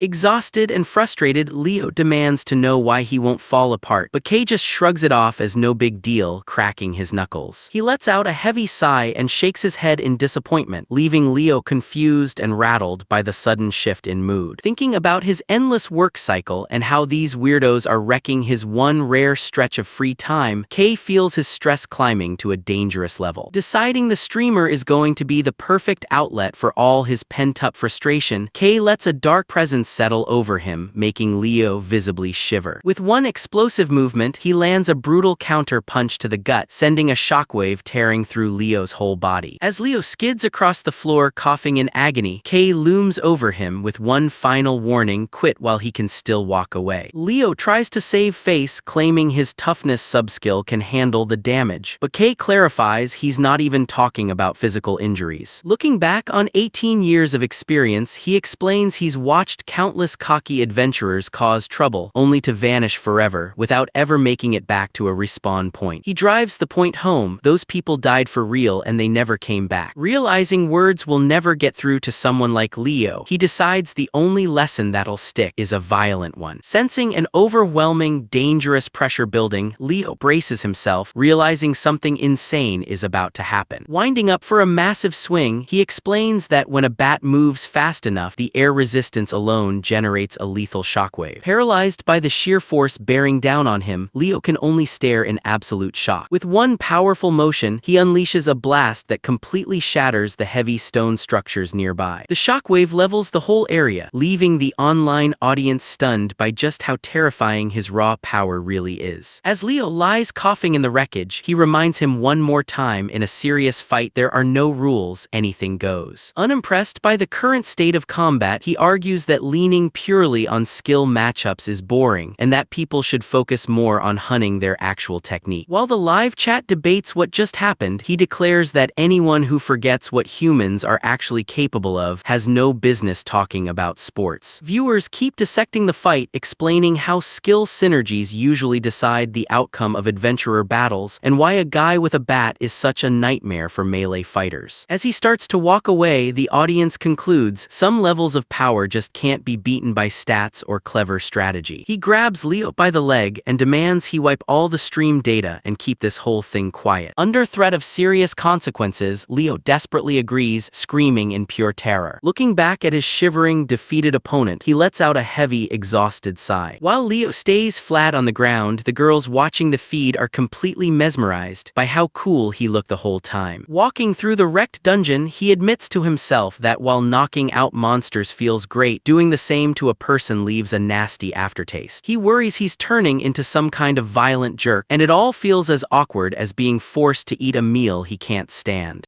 Still sitting in the wreckage of the fight, he lets out a heavy breath as the girl walks up and calls out to him. He just acknowledges it's time to move on. His mood suddenly flips and he enthusiastically suggests hitting up a bathhouse, which sends the girl toppling over in disbelief at how fast his tone changed. As online viewers react with a mix of shock and curiosity about a possible bath scene going live, the girl quickly cuts the feed, while he wonders if he actually heard something or just imagined it. The scene shifts shifts to the ruins of Alta, a high-level area known as the end-of-the-world city, packed with ancient structures and abandoned cars. He figures the area's too easy for a real challenge and mentions he usually avoids it because people tend to show up here, while the girl trails behind at a distance. After sneaking past a group of adventurers, he walks up to a specific drink poster and knocks on the wall to trigger a hidden mechanism. A secret passage swings open, revealing a hidden entrance draped in traditional bathhouse curtains. He casually greets whoever's inside as he steps through, while the girl watches from the shadows, completely stunned by what she just saw. Wide-eyed, she realizes this is a hidden spot that isn't even documented on the world's information wikis. To her frustration, the door disappears before she can follow, and she realizes she can't stay out much longer since she used a shape-shifting spell on a stuffed animal to trick her mom into thinking she's still in bed. She worries her mom will figure out the trick if she touches the toy, while also thinking back on the shady masterminds probably behind her recent side hustle mess. Her thoughts drift to the Tokyo Four Heavenly Kings, a group of major adventurer clans supposedly protecting the capital, but really just a nest for organized crime. She identifies the group Heavenly Hell as the one running the eastern area, using criminals to siphon profits from all kinds of illegal activity. Even though she blew the whistle on their crimes, she worries the organization will just cut ties with their pawns and claim they had nothing to do with it. Even knowing her uncle could wipe out the whole gang without breaking a sweat, she clenches her fist and decides to stop him, refusing to let him become a criminal through vigilante justice. Vowing to protect her family no matter what, she notices her uncle's gone viral again before heading to the counter to pay the entrance fee. Inside the empty locker room, he starts undressing, commenting on how there's no one else around before settling in for his soak. He explains he stumbled onto this recovery spot by chance, an old bathhouse swallowed up by the dungeon. He admits it's a bit of a hassle, having to bring his own stuff, like the floral towel he's currently holding. Wondering if he accidentally grabbed his sister's towel instead of his own, he shrugs it off and steps into the steaming bath area, ready to enjoy the feeling of finally letting go. As he sinks into the hot water and feels the stress melting away, a mysterious silhouette appears just outside the glass doors of the bath. He lets out a long, relaxed sigh as he settles deeper into the steaming water of this hidden bathhouse, letting his body rest.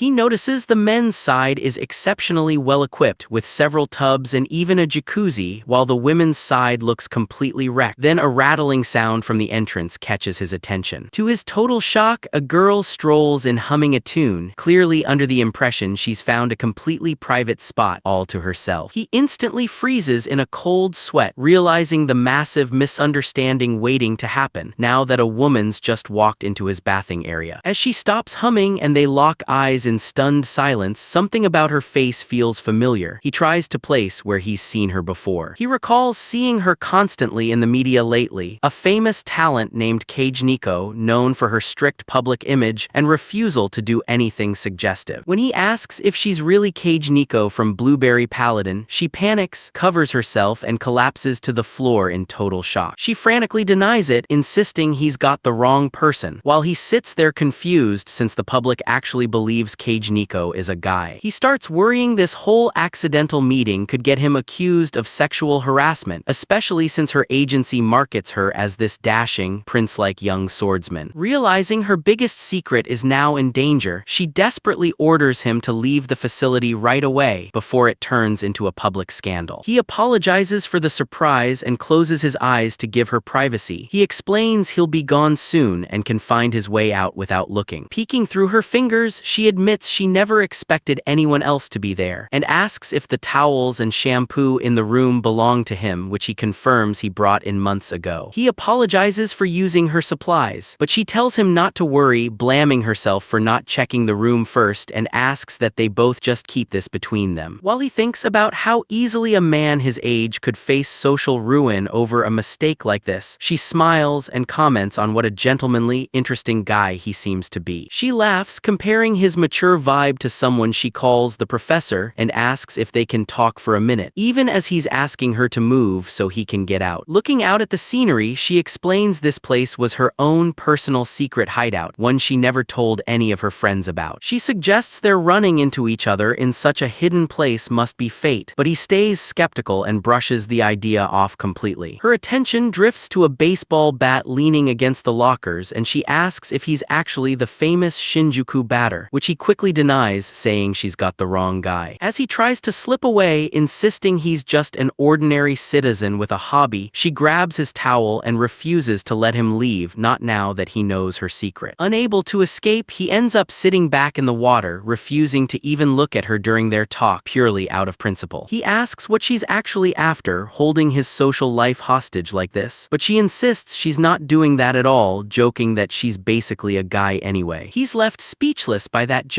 While a mental explanation lays it out, every awakened adventurer is wrapped in an invisible force field called an avatar, which absorbs damage meant for their real body. This power comes straight from the human instinct to avoid death, acting as a stand-in that sends an adventurer back to their spawn point whenever they take a fatal hit. Avatar sculpting involves shaping mana into a whole new physical body. It was originally a unique skill belonging to a legendary virtual streamer named Enishi I. Even though products came out letting anyone customize their avatar, it's still tricky for amateurs, and accidents happen often, people passing out from overusing mana. Because professional customization costs about as much as cosmetic surgery, a licensing system eventually got set up to keep up with the endless demand for gender swapping and virtual beauty upgrades. She scoots closer to explain that she sometimes feels like a boy and admits she's never experienced romance or gotten butterflies over other guys. She says she mostly just likes being fawned over or wanting to protect other girls, answers he finds pretty shallow and honestly kind of boring. She explains she got way more popular than she expected, to the point she can't turn back now, while he warns her that her female fans would probably turn on her the second the secret got out. Feeling like he's basically an accomplice now that she's trusted him with her secret, he decides it's only fair to stop hiding his own identity too. He asks if that secret is the reason she keeps refusing cross-dressing photo shoots, before introducing himself as Keita Sato from the sales department at Adventure Book Company. He bows and apologizes for not having a business card on him, thanking her for continuing to work with his company. She's completely floored by the sheer coincidence of running into a business associate in a place this private. A smirk spreads across her face as she asks if he's secretly sneaking off to dungeons behind his company's back. Keita realizes she's got him cornered and agrees to keep her secret if she keeps his, especially since his company probably has a strict no-side jobs policy. Still feeling like she's way too close for comfort, he bluntly asks if she still takes baths with her dad or her brothers. She asks if he gets lonely bathing alone, complaining that her male relatives always refuse to join her, even though they're family, which earns her a lecture about being grateful for their restraint. Determined to avoid any more awkward territory, Keita decides to wrap up the conversation and step out of the water to cool off. Sticking to his sense of honor, he doesn't look back as he exits the bath and heads into the dressing room to start changing. Keita carefully puts his professional outfit back together, adjusting his shirt and tie as he settles back into his role as an ordinary salaryman. She offers to let him look at her body as an apology for the earlier confusion, but Keita firmly says no, telling her to just finish dressing since it's not right to stare at the opposite sex. While he waits, Keita checks a nearby fridge and notices it's broken, unable to keep any drinks cold. The girl comes out fully dressed in her adventurer gear and reveals she used something called an ice light to chill the drinks, a trick Keita admits he'd never even thought of. A quick technical explanation lays it out: slaying dungeon monsters turns their life force into mana, which then settles inside the adventurer as experience to make them stronger.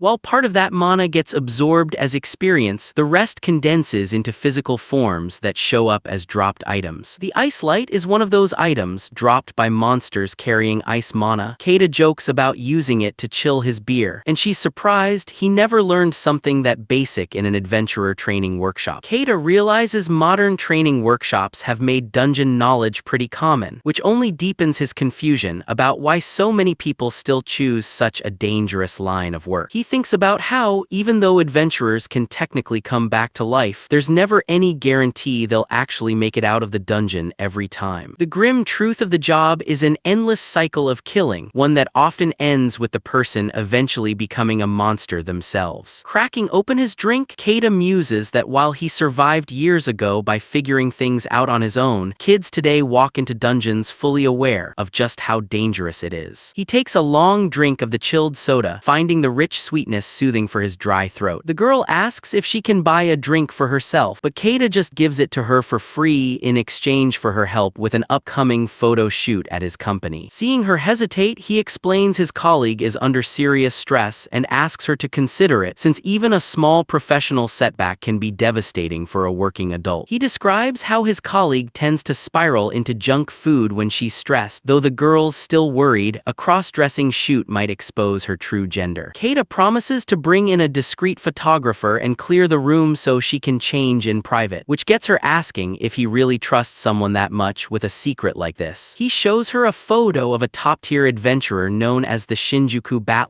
and even though the guy looks rough in the picture, he's confirmed to be one of the elite fighters on the front lines. Realizing who Keita's connected to, she agrees to do the shoot on one condition: he clears a dungeon with her, just like he apparently has for other high-level adventurers. She insists on going right away since she doesn't have any staff with her today and asks Keita to take her to his favorite dungeon. The two of them arrive at the 150th level of the Shinjuku dungeon, where a massive explosion echoes through the deep cavernous layers. As the ground shakes, she's terrified to realize they're standing in an area nobody's officially cleared yet, while Keita just complains that his rental gear time is running out. He says he'll finish the whole dungeon raid in 5 minutes flat and heads toward the center of the floor, while she just laughs at how ridiculous that sounds. She figures he's joking, but that confident smile of hers is about to turn into absolute shock. A massive dragon looms over the area and recognizes him as he casually walks up, covering his mouth from the dust. He notes how much the beast has grown since they last met, while the dragon reveals it's been holding a serious grudge ever since he took it down so easily before. In an instant, he sweeps through a horde of lesser monsters at blinding speed, leaving her stunned and struggling just to follow his movements from the sidelines.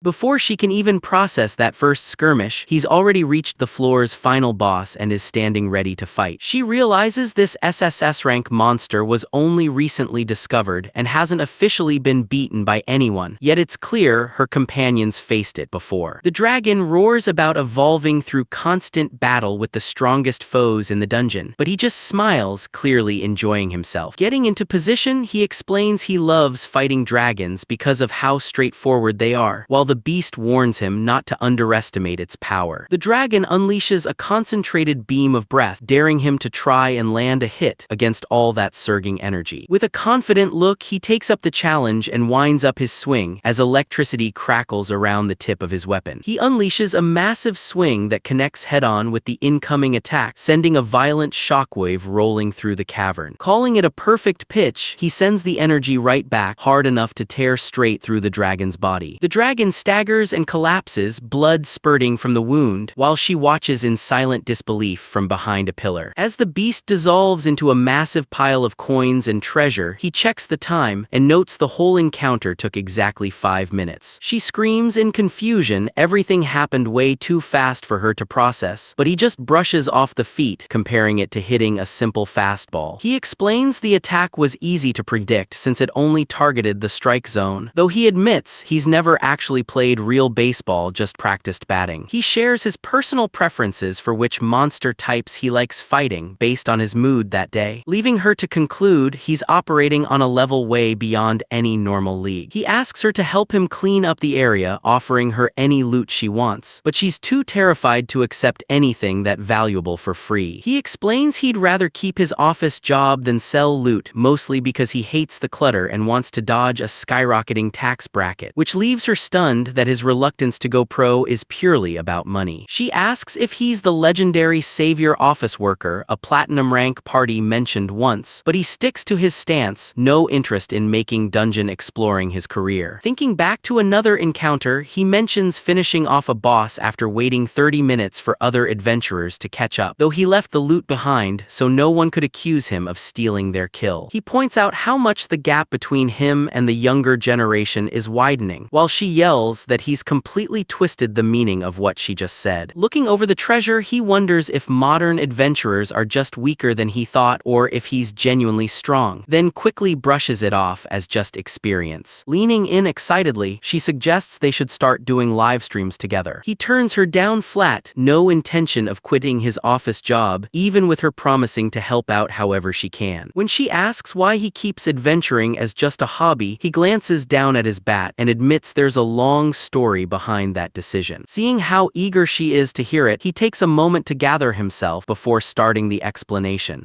Sitting across from her, he figures sharing his past might actually mean something and begins telling her the story of what happened a long time ago. He reveals that he once killed someone, and she freezes, completely paralyzed by shock. He clarifies it happened 18 years back in 2007 in Shinjuku. Known as Keita Sato, he reflects on how people always told him he had no choice, even though it still haunts his dreams and makes him wish he'd been stronger, smarter. Looking out over a devastated stretch of the city filled with casualties, he realizes how many lives he simply couldn't save during the disaster. The overwhelming smell of blood makes it painfully real, the carnage all around him, standing in Shinjuku 18 years earlier. Bat in hand, he wanders through the wreckage of the plaza, wondering what could have caused destruction this sudden and total. He recognizes it as a dungeon disaster, happening right in the middle of the city, just as a group of monsters roars and charges straight at him. Gripped by fear, he wonders if the monsters have already killed everyone, desperately hoping he won't be next. A brutal impact lands as his weapon connects with the head of a charging creature right in the middle of the chaos. After swinging his bat to clear the area around him, he stops to catch his breath, wondering if he actually got them all. Somewhere in the nearby darkness, more monsters huddle together, feasting on whatever's left of their victims. Watching the monsters devour their victims, he's hit with a wave of pure horror, finally grasping the full extent of the carnage around him. He starts running, frantic, carrying a small child he found, vowing to protect the boy no matter what happens. After wrapping a makeshift bandage over the boy's eyes to shield him from the horror around them, he keeps running, even though he has no idea where to go in this chaos. Nearby, another man pushes through the crowd and spots a mother carrying her baby as they try to escape the approaching threat. In a moment of pure cowardice, the man deliberately trips them to create a distraction, tossing out a mocking apology as he leaves them behind. He witnesses the betrayal, and it enrages him, realizing the mother and child are now being used as live bait for the monsters. Stepping in just in time, he swings his bat to fend off an attack, shouting at the mother to keep moving if she wants to live. As the woman escapes, he keeps running through the ruined streets himself, still unsure where anywhere safe might even be. His attention snaps to a desperate cry for help, and he recognizes it as the same man who betrayed the mother earlier, now cornered and bleeding. He stops and watches as the man gets surrounded by monsters, taking a moment to process it all as the creatures close in. Choosing to hold back, he listens to the man's final screams as the monsters strike, putting the safety of the child he's carrying ahead of helping the guy who betrayed someone else. He reflects on how survivors were like a school of fish, huddled together with nothing in common but a desperate will to stay alive. The grim truth of their survival strategy is simple: staying in a group just increases the odds that someone else gets devoured while the rest get away.